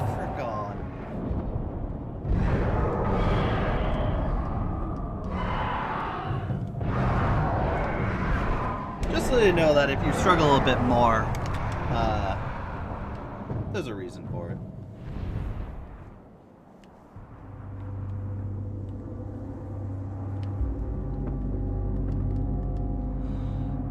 Statue shrines, relics, they are pretty battered. Maybe the monks brought them here for restoration. Neat stuff. And it goes back to you're hating who I became. You're trying to escape every match and day by day, trying with a competitive squad. You don't like being angry and hateful because of a video game, so never again. Indeed, it's good to have passion in the game and try and do good. I think you should always want to play the games you're playing, but it should not control your life so much. And being around people like that as well can just, even if you're not being competitive, they are, it can really bring you down as well.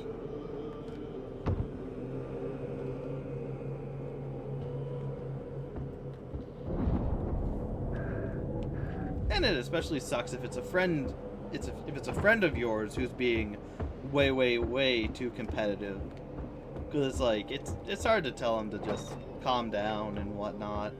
You don't want trouble or to escalate things by accident.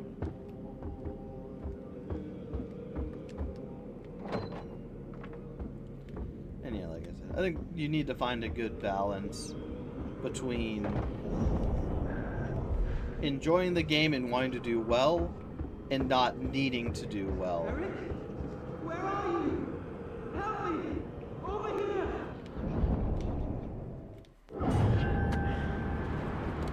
Summit. Yes, the summit. That's where we're trying to get to. Good job. Yeah, so winning, streaking, and all that is a huge no. Yeah. I get it.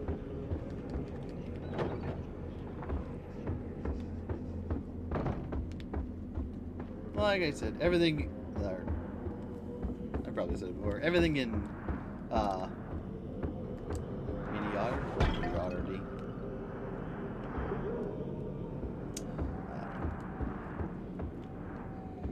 Don't know what I'm gonna say.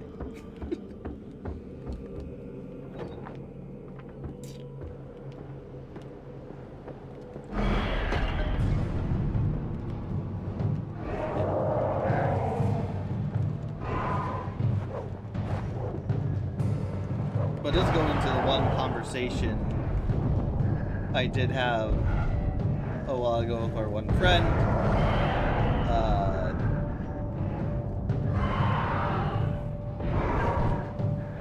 And the one friend, Corby, was playing the Mario roguelike for Risk of Failure. Under innate Cora's goal to delay. Of like the term gamer or sweating being a very negative one, which I get. But like my thing is, you should go into a game if you're not going into a game to do as well as you can and win, like not in an obsessive thing where, oh, I lost, now I'm gonna be angry all day type of thing. You should never go into that. But like if you're not there to do your best and win, then, or at least try, you know, why are you playing? And it's one thing if you're with friends, it's another thing if you're with other people just playing around. Because like how you guys do it, you and Katie, where it's like you two aren't gonna escape, but you're gonna make damn sure well that you try and get the randos to escape. Is a good way of doing it. Because like you're trying your best, but in the end, you're not gonna make it out. You're making sure they make it out. But again, if you're not trying, especially in a match like that with multiple different people,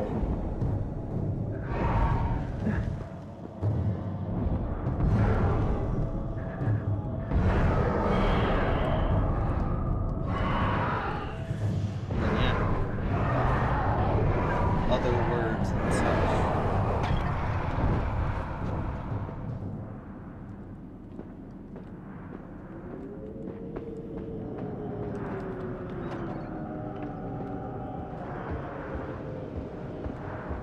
Because and I also think people just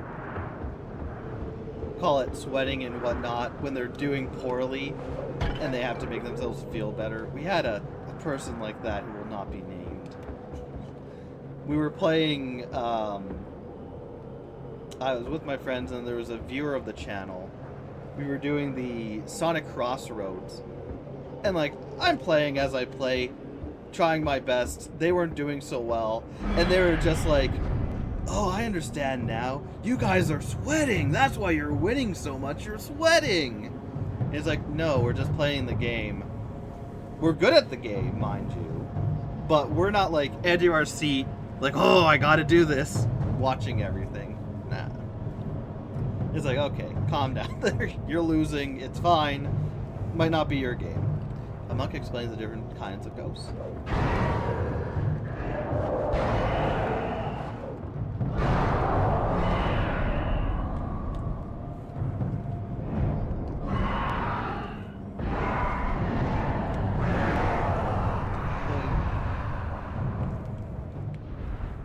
Like last night before the match with me, you had someone grief you and Katie and not get you off hook because and only just because you're Twitch streamers. That's the other thing I don't like. Like, if you don't like people streaming and whatnot, Twitch streamers, that's fine. You don't have to enjoy people who do that. But to negatively affect their game because of that, come on, grow up. I haven't had that happen to me a lot, but like when it does, it's like, what are you doing here? You look like an asshole on the stream if the person is streaming. I can't see, like, you might get temporary satisfaction, but no one should get satisfaction over someone else's misery, unless that person is, you know, a devil.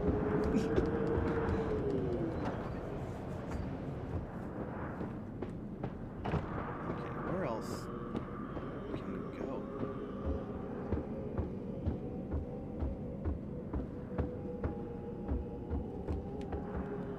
We're missing one. And yeah, especially purposely screwing someone over in a game like that, like Dead by Daylight. Again, why? What do you get out of this? Maybe I go back now?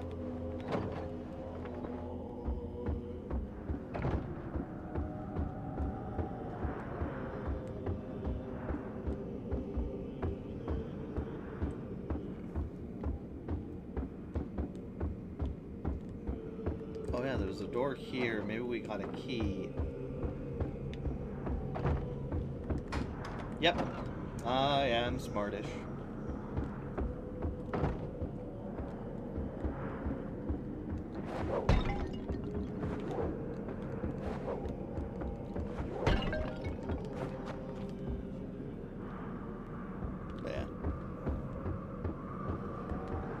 Yeah, hating agreement with someone because of a hobby they enjoy doing that they enjoy doing that does no harm to anything is dumb. Indeed. Especially something like streaming. Like, I get it. It's I guess a visual moment. You get the quote unquote hurt the streamer on stream ish. But like, anyone who likes the streamer, watching the stream and watching that happen, isn't going to be like, oh, the streamer got played, haha. They're going to be like, oh, well, this guy's just an asshole.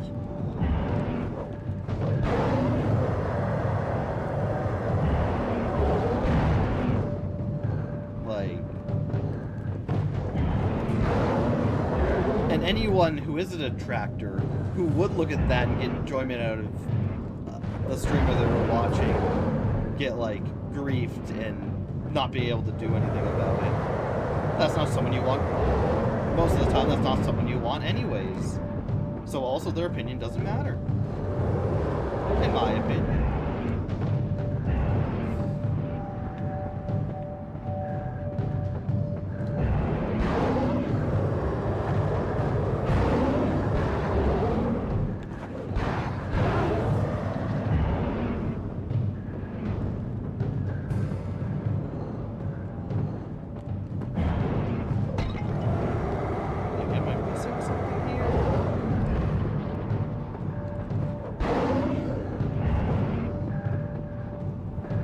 They're also shooting, so I can't really...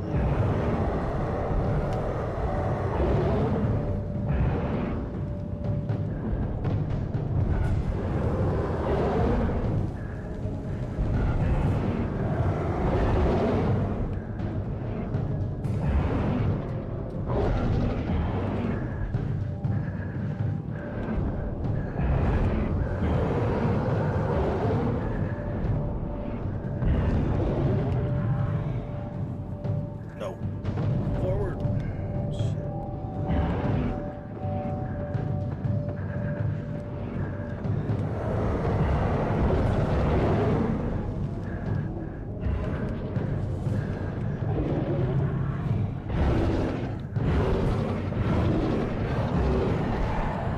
There we go.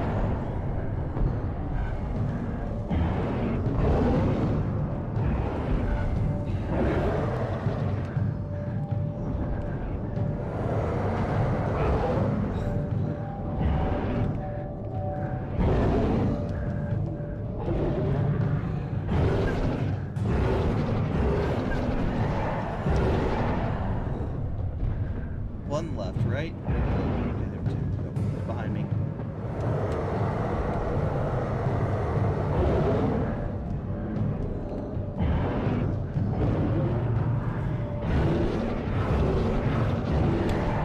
Boy, motion controls ringing again. Yeah. See, the issue is the game is acting like the motion controls are a lot more precise than they are. And that is the issue. Like, if they're moving slowly, it's fine. That overcompensates for it. I'm still in danger, but it's not like, you know, it's a major hindrance to me. But when they move so fast, they can shoot projectiles. When I'm in this mode, I can't move. Luckily, I can, like, it's quick to get in and out. Yeah, it does not add up to goodness. And that's one of the things that puts me off of a game very quickly, when the controls or how you play or anything like that does not actually get helped by the controls themselves. It's the one thing that puts me off right away. When it feels more like the game's fault over anything else and how the game is created. Because, like, early on, it was fine. Like, they moved slowly so I could adjust quick enough to what was going on. But now that they've gotten faster, they can fly, they can shoot projectiles if I'm not careful, which it is noticeable when they're going to shoot projectiles at the very least. So it's not that bad. Luckily, we get a lot of incense sticks, so they knew it was going to be terrible. Chloe, when the controls are not mostly smooth, when they're not mostly smooth, then not. Yeah. When they just don't feel right a lot of the time, and granted, it depends, like, Dark Souls is a game which its controls are very sluggish and whatnot, but it was made to be that way. So that gets a pass, because it was actually made to be difficult, because Dark Souls is a difficult game. I'm not angry at the game for what's going on. I have to overcome it because that's how it's made. For something like this, it's just like, yeah, there's not much I can do here. There is very little get good when I have to make sure I aim at my one thing and get it. Granted, one thing I can do is just sit like this the whole time. But that sure as heck isn't any fun. Small Buddha statue. We're over time. We have to be by the end. The Souls games are fun. They are. They're not really my type of thing, but I'm glad to go through the first one. I'll go through all of them probably sooner or later. But yeah, they are a lot.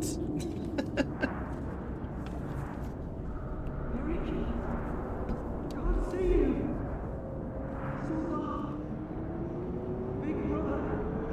Where are you? Frank. Frank! Where are you? Is this the end? No, it's not the end.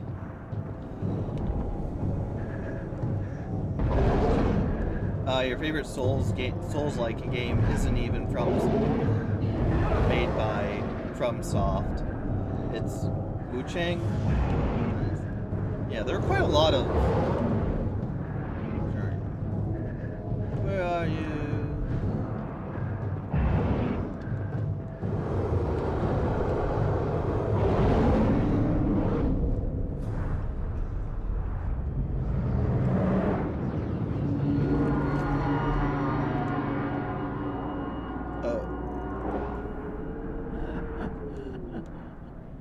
Is that it? That the boss battle I get saved at the last second? The Pa, the ritual hand, symbolizes dexterity at performing the 4 powerful activities of purifying, increasing, subjecting, and destroying. It also symbolizes dominance over all obstacles, demons. It went inside me. I can grab the ghost now!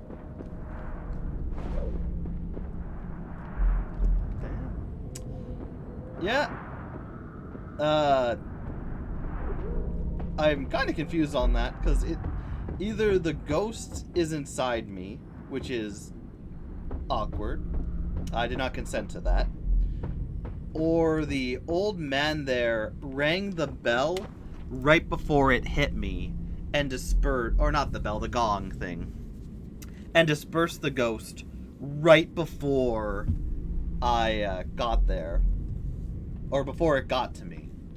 I prefer that. Not interested in having any spooky specters inside of me at the moment. We're getting a lot of the books, which is good. Oh, we missed so many.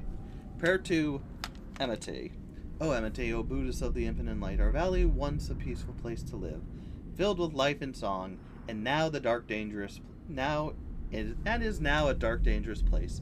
Evil spirits and demons roam the valley like a realm of the Narakas. Oh, Amiste. Oh, Buddha of infinite life. Be right back. Alright, Chloe. I might be gone by the time you get back, but I'll see what goes on. Please lift the curse that has befallen our homes. Take away the pain and free us from suffering.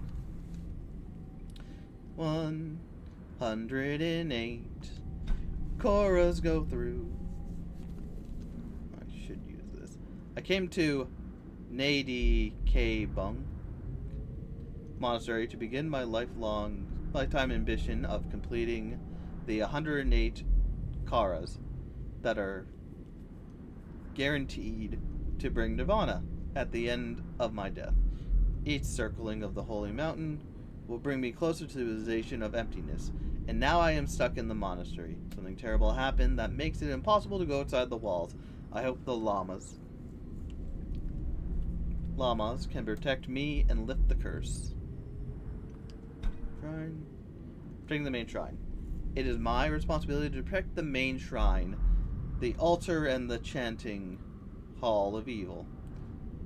When the curse descended upon us, I decided not to leave the chanting hall anymore. I must be protected no matter what. I recite the mantra and perform the sacred ritual. I put up my Mandela offerings, and visualize all the protectors, the Dharmapalas, named Nagpu,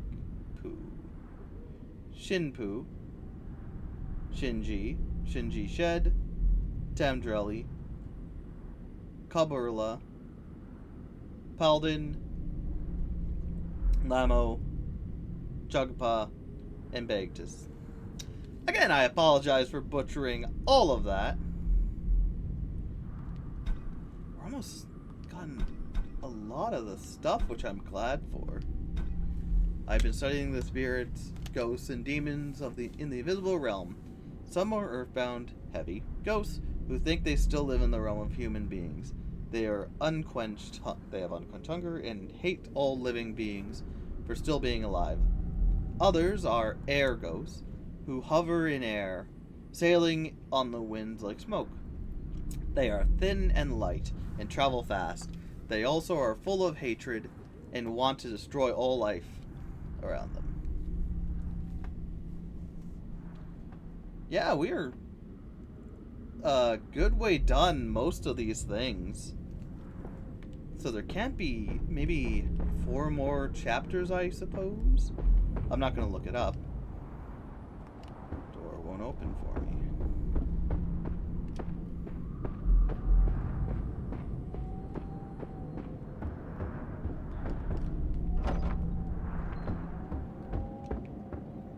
Wait, is there nothing else in here for me to do? Is there a door that I missed, maybe?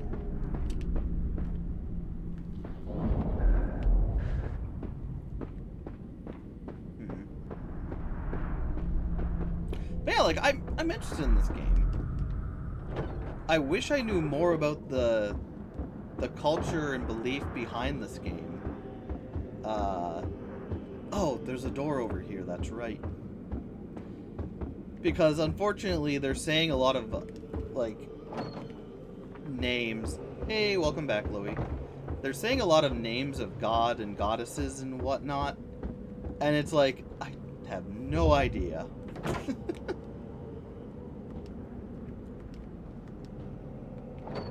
And I wish I did. I'll have to, after this game is done so I don't get spoiled on it, look on YouTube about some stuff of the culture and whatnot. That's one thing I like to do. I like looking at different cultures and their beliefs and their gods and whatnot. A lot of them are very interesting, of stories about what went on and whatnot. Can I get through this way? A lot of them are just very nice, creative, and like an interesting way. Oh, hey, it's the old man again, maybe. That's the same guy. And also just an interesting way to see how that culture envisioned how, you know, certain things came to be, like life and death and the winds and how the world became as it is. Chloe, you also love learning about old gods and goddesses and cultures. Yeah. An interesting Welcome to insight. the Nendikibuk Monastery, young Eric. I have been expecting you. I fear your journey until now has been a confusing one. I'll say. Perhaps I can make things clearer. A year ago, I was studying in the monastery library when a trick of the light revealed that the ancient manuscript I was reading was actually a palimpsest. A scroll that had been written on, scraped off, and used again. What lay underneath was a breathtaking discovery. The location of an ancient terma. A terma is a key piece of wisdom that was written down in ancient times and magically hidden until such future time as the wisdom is needed. Only then does the terma come again to the light. I could not decipher the entire scroll, and so I brought it to Master Lama Kenpo Jigme for him to study. But in the meantime, I also told my good friend Edward Bennett what I had found. Hey! The terma lay waiting to be collected high on the sacred one. Bennett could not wait for the remainder of the scroll to be translated. Impetuously, he embarked on a solo climb to retrieve the terma, and suffered a terrible accident that resulted in the loss of his leg. By the time Bennett had recovered, Master Kenpo had deciphered the rest of the text. It was a prophecy about the man who would bring the terma down from the mountain. When I read the prophecy to Bennett, he immediately said that the words applied to your brother. Bennett brought your brother here and prepared him to climb the mountain. There were mundane preparations, of course, but also sacred ones. Normally, one cannot climb Chomolonzo unless one has journeyed on foot around the base of the mountain 12 times. Such a journey is known as a Kora. Of course, Frank had not completed these Koras, but Bennett persuaded Jomo Menmo's apprentice to perform a series of sacred rituals that would appease the goddess and allow Frank to approach her. The apprentice was a young girl named Mingma Yangzi. Something must have gone wrong. The day after Frank left camp, ghosts and demons started to appear. The Sherpas fled. My fellow monks fled. They have run away from the goddess for the very reason that you approach her. They flee themselves. You approach yourself. Thanks all the same, mate. But I don't believe in your goddess. I'm just here to collect my brother and move on. You don't need to believe in her. You have been fighting these ghosts that you do not believe in, yes? They are only going to get stronger. And if you do not prepare yourself to approach the mountain, ultimately these ghosts will defeat you. You think this is about your brother, and it is, but it is also about you. Not all ghosts wish you harm. Seek Just out most the of them. spirits of our departed lamas and learn what they have to teach you. Oh my gosh, we're not done yet. Oh.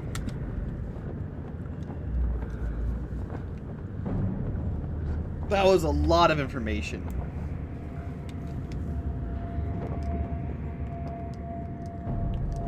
That was a lot of information to give. Chloe, your favorite stories are the Valkyries of Norse mythology. Yeah, I like Norse mythology. It's neat. I gotta look more into it.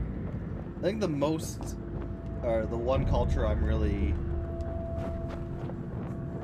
have learned a lot about is the Greek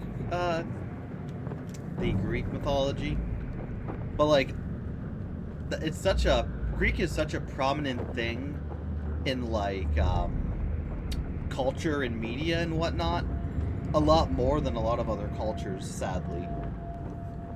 So a lot of people learn about the Greek culture over a lot of other things, which is fine. Interesting to learn about those gods. But yeah, it's just a shame because there's a lot of other cultures, like the one in here with the Shangri-La, or the Buddhist monks in Buddhism. That, you know, going into this, I think this is one of the cultures I know very little about. And so a lot of the stuff's going over my head.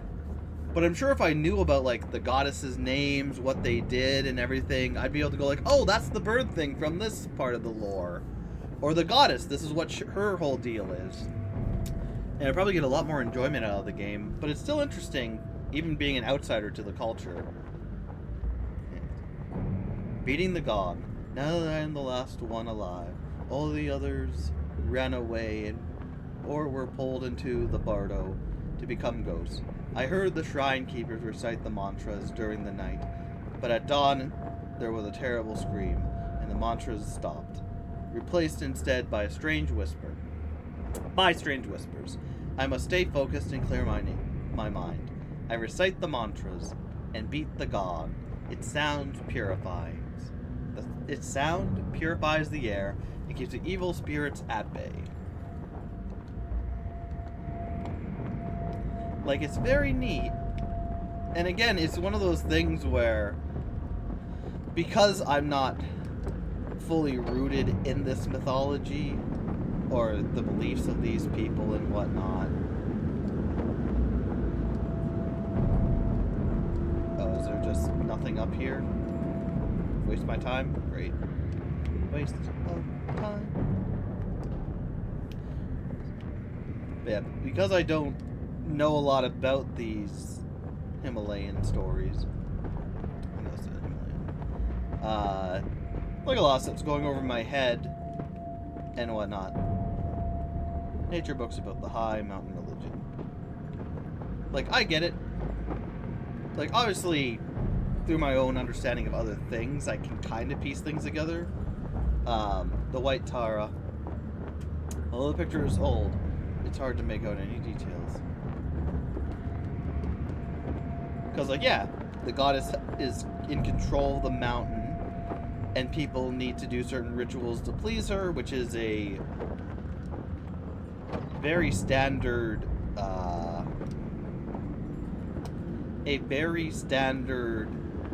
thing when it comes to god and goddesses. Where to do a certain thing, you need to appease them. It's like, I get that. It's very easy to understand.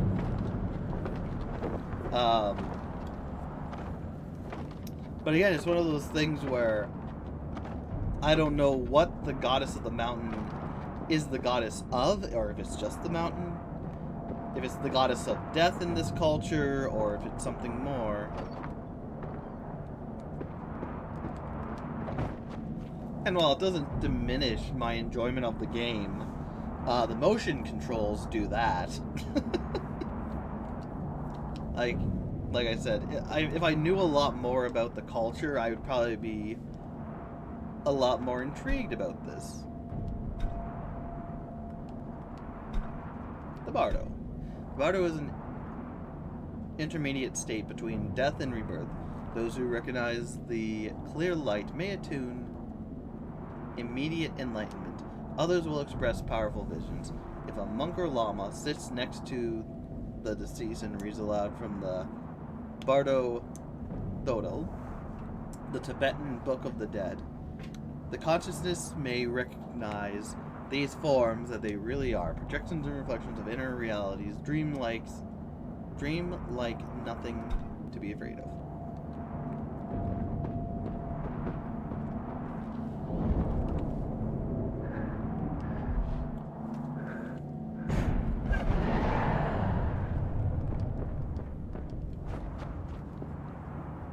Prophecies of Jomo Menmo, powerful Yugi of Zurku village.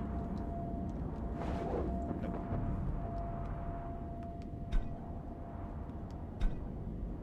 We missed one. The demon rules the magic circle, invaluable within his realm. Trickery destroys the wall, weakness opportunities, power flows from the 8 tombs. The demon is gone, and the blood is not free. Hopefully,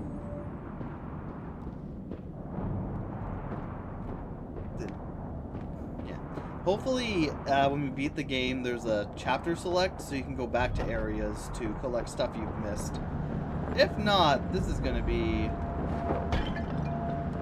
a real pain in the butt, and I'm probably not going to collect anything for a long while. So you're going to pop off for now. Nice meeting you. Good to meet you too. Always glad to meet new people. And DVD, I'll do my best to catch you when you're live next. All good. Life comes first, and you also stream on your own end. So it's all good. Sneak up on each ghost to record their mantra. Yeah, take care. Abbott's buried here. Always. Maybe their mantras. Maybe record on tape.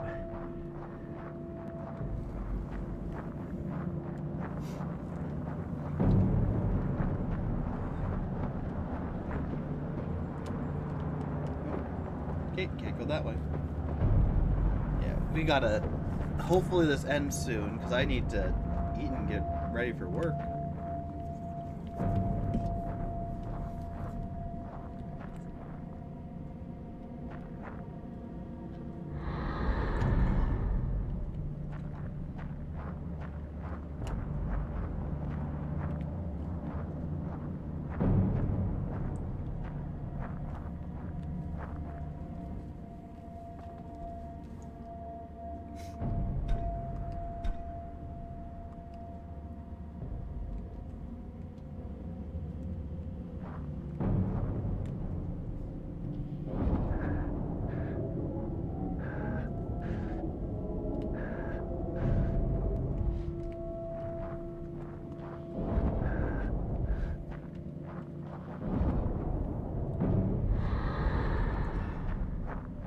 Okay, I see. There's stuff in the ground that you can see only when you're using this vision.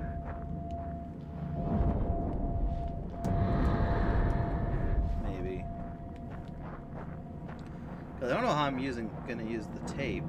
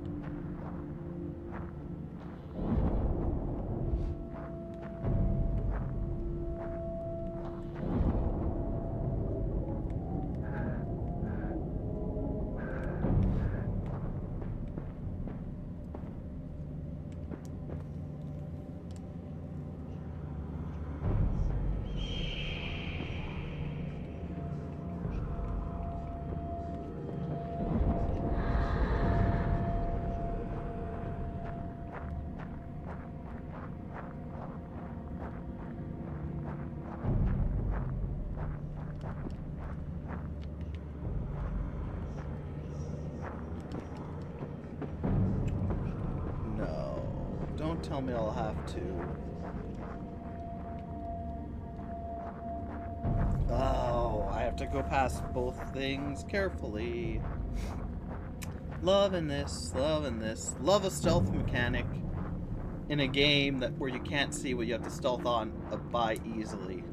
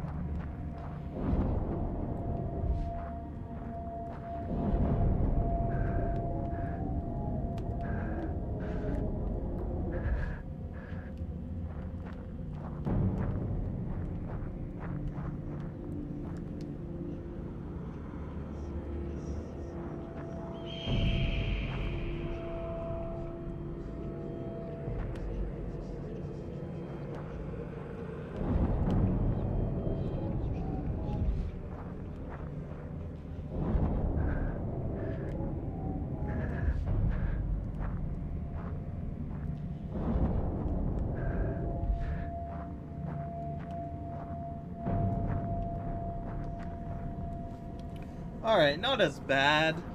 I think it just looked awkward, because it's not overly visible in either domain all the time, and so I was getting caught on something I didn't know I was getting caught on. Going for 3 hours, darn it.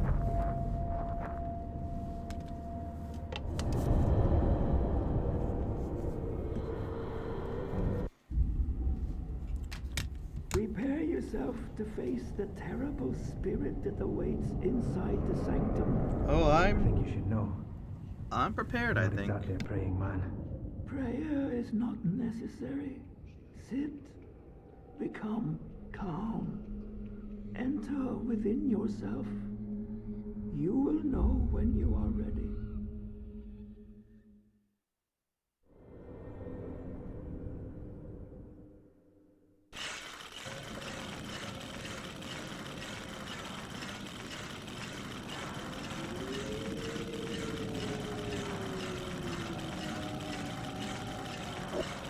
Perfect. You learn quickly.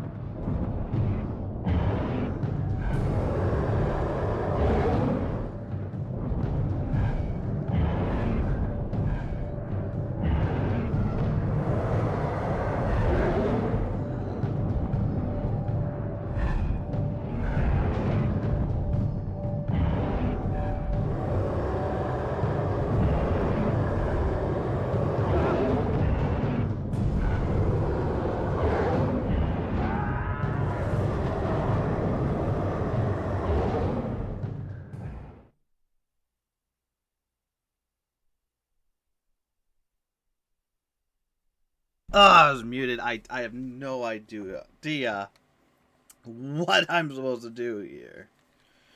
Because, like, I can't shoot her. And the thing is making me hold her like the thing I just unlocked. Oh, you are... Okay, never mind. I'm like, oh, we have to do all this again? No. Hopefully, we're about there. Mostly because I have to go.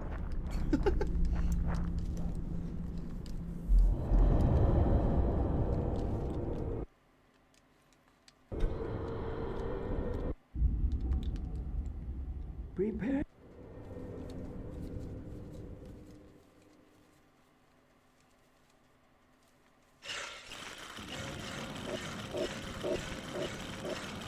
Perfect. You learn quickly.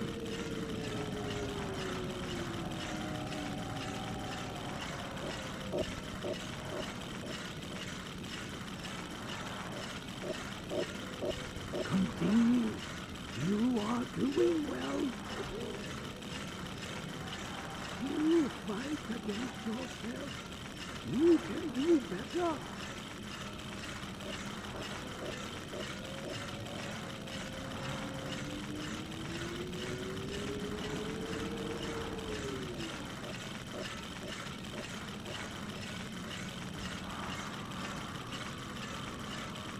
No, I'm losing it.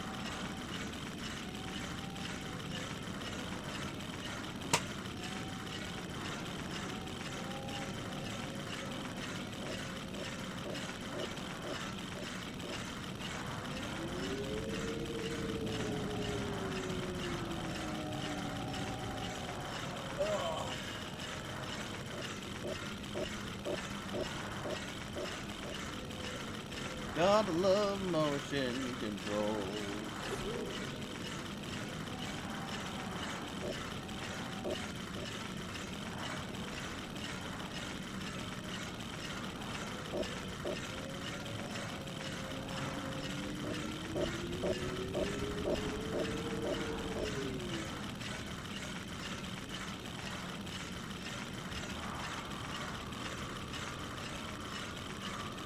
Come on.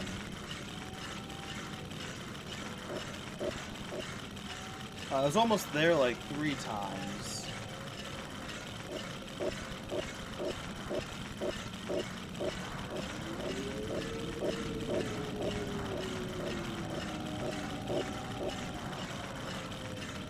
Oh, thank goodness.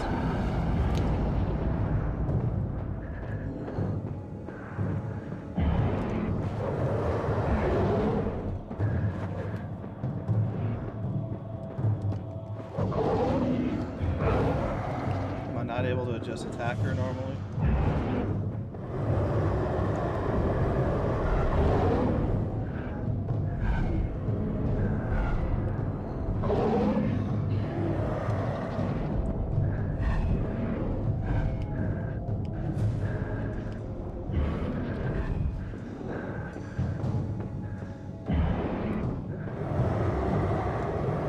That could be terrible.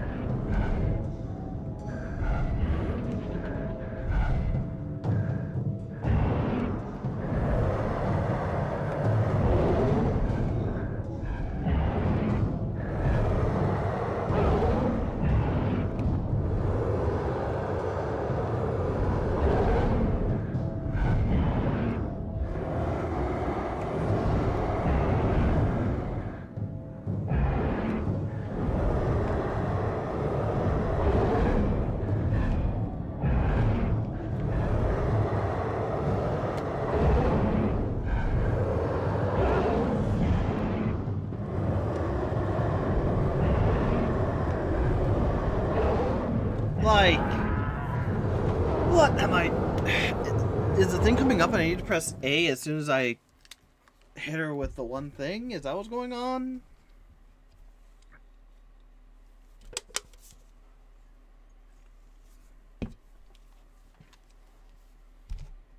Oh, we are so over time. I got put into a false sense of security because the first, in the beginning of the episode, the first chapter we did took like 45 minutes. And I'm like, okay, whatever. The next one took like 30, so I'm like, oh, this is probably going to take like 30 minutes, 45 minutes again. And no, it's taking like 2 hours. Prepare yourself to face the terrible spirit that awaits in.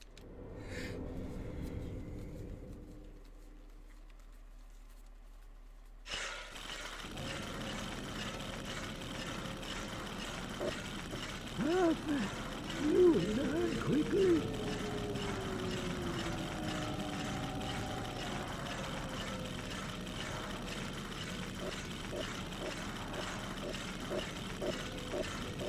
Continue. You are doing well.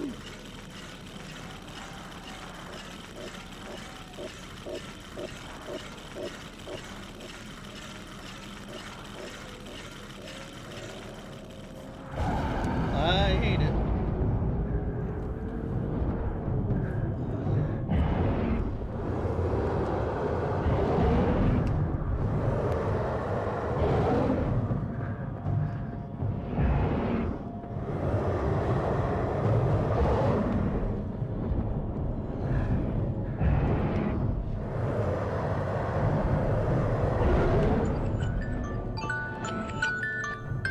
Yeah, I know.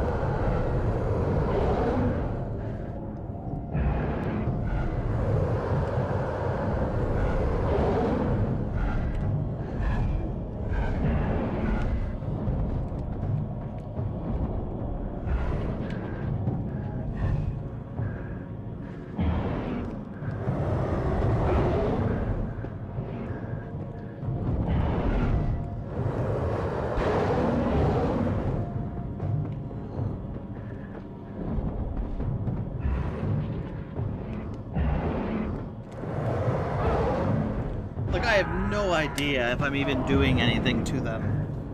Which, again, very frustrating.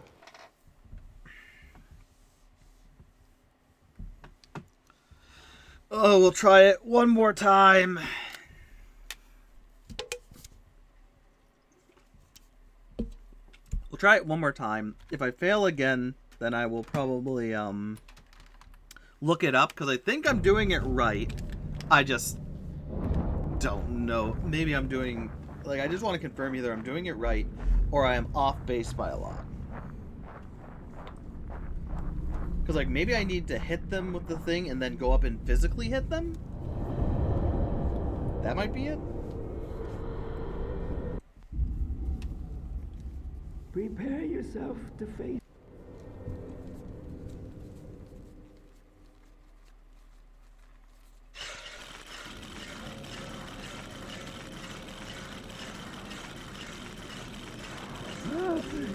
You learn quickly.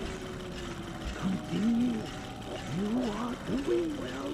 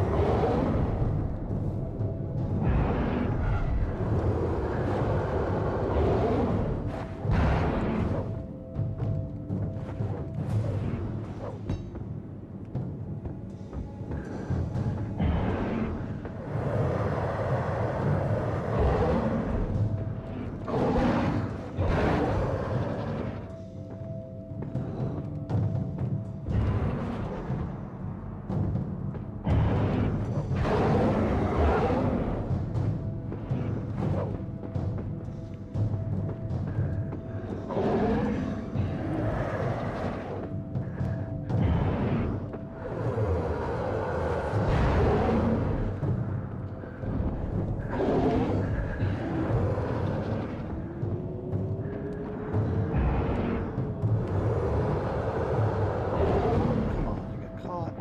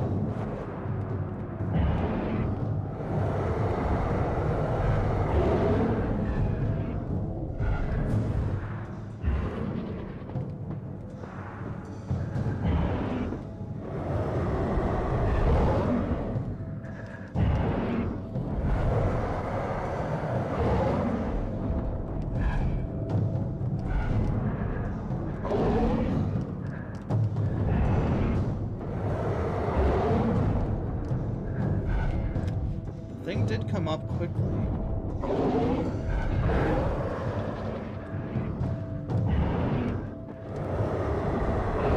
Of course.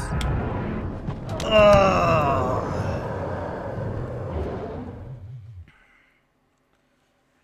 Let's look it up. It's probably either going to be I'm doing it right, it just takes a while, or I'm completely off, and it's going to be something simple.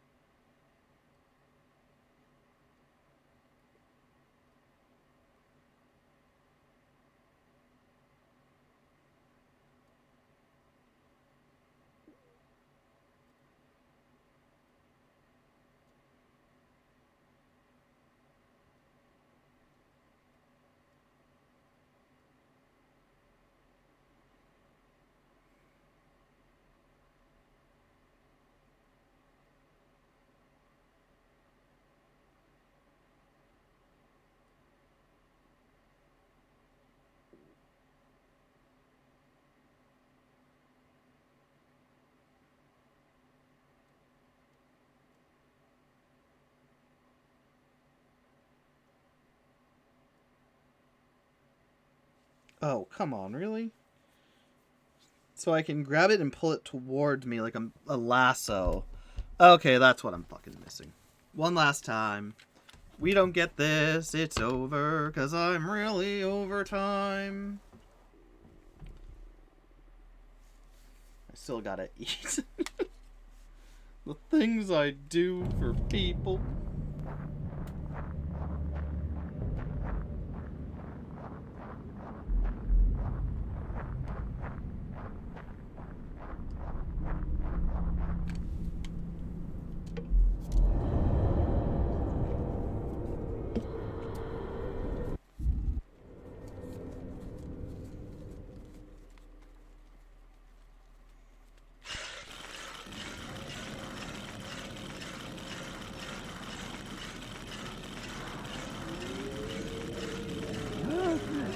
You learn quickly.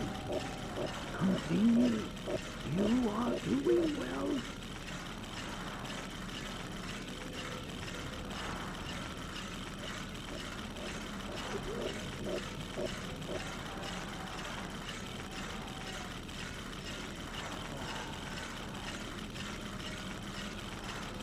You fight against yourself. You can do better.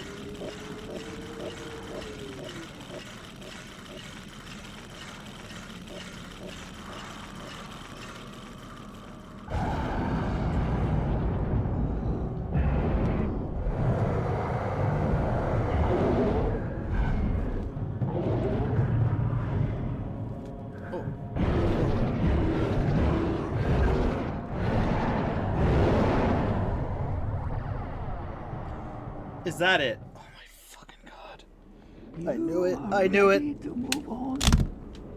But I have hard news for you. I believe your brother's spirit may have passed into the Bardo. You mean he's dead? Not exactly. It is possible for a spirit to return from the Bardo. Dead's dead. But if his body's up there, I'm going to find it. Do not give up on Frank yet. This scroll will introduce you to Master Lama Kenpo. He will tell you about the Bardo, how it might be entered, how a soul might be retrieved. Excuse me. I don't believe a word of it, but thanks all the same. I mean, after everything you've seen. Alright, that's going to be it. Thank you, my fathers, for watching. I hope you enjoyed. We're going to leave this here.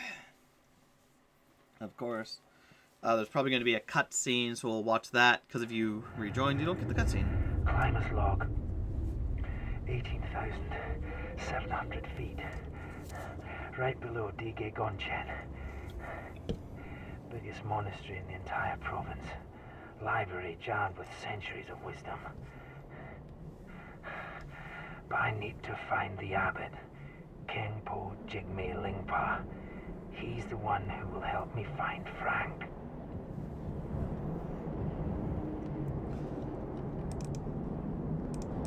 But yeah, that'll do it. Thank you, my fathers, for watching. I hope you enjoyed. This has been fun. I like the game. The motion controls are making me hate it.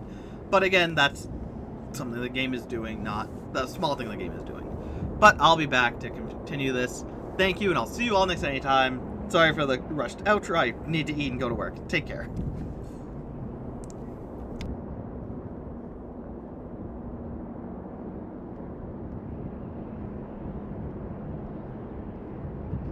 Beautiful.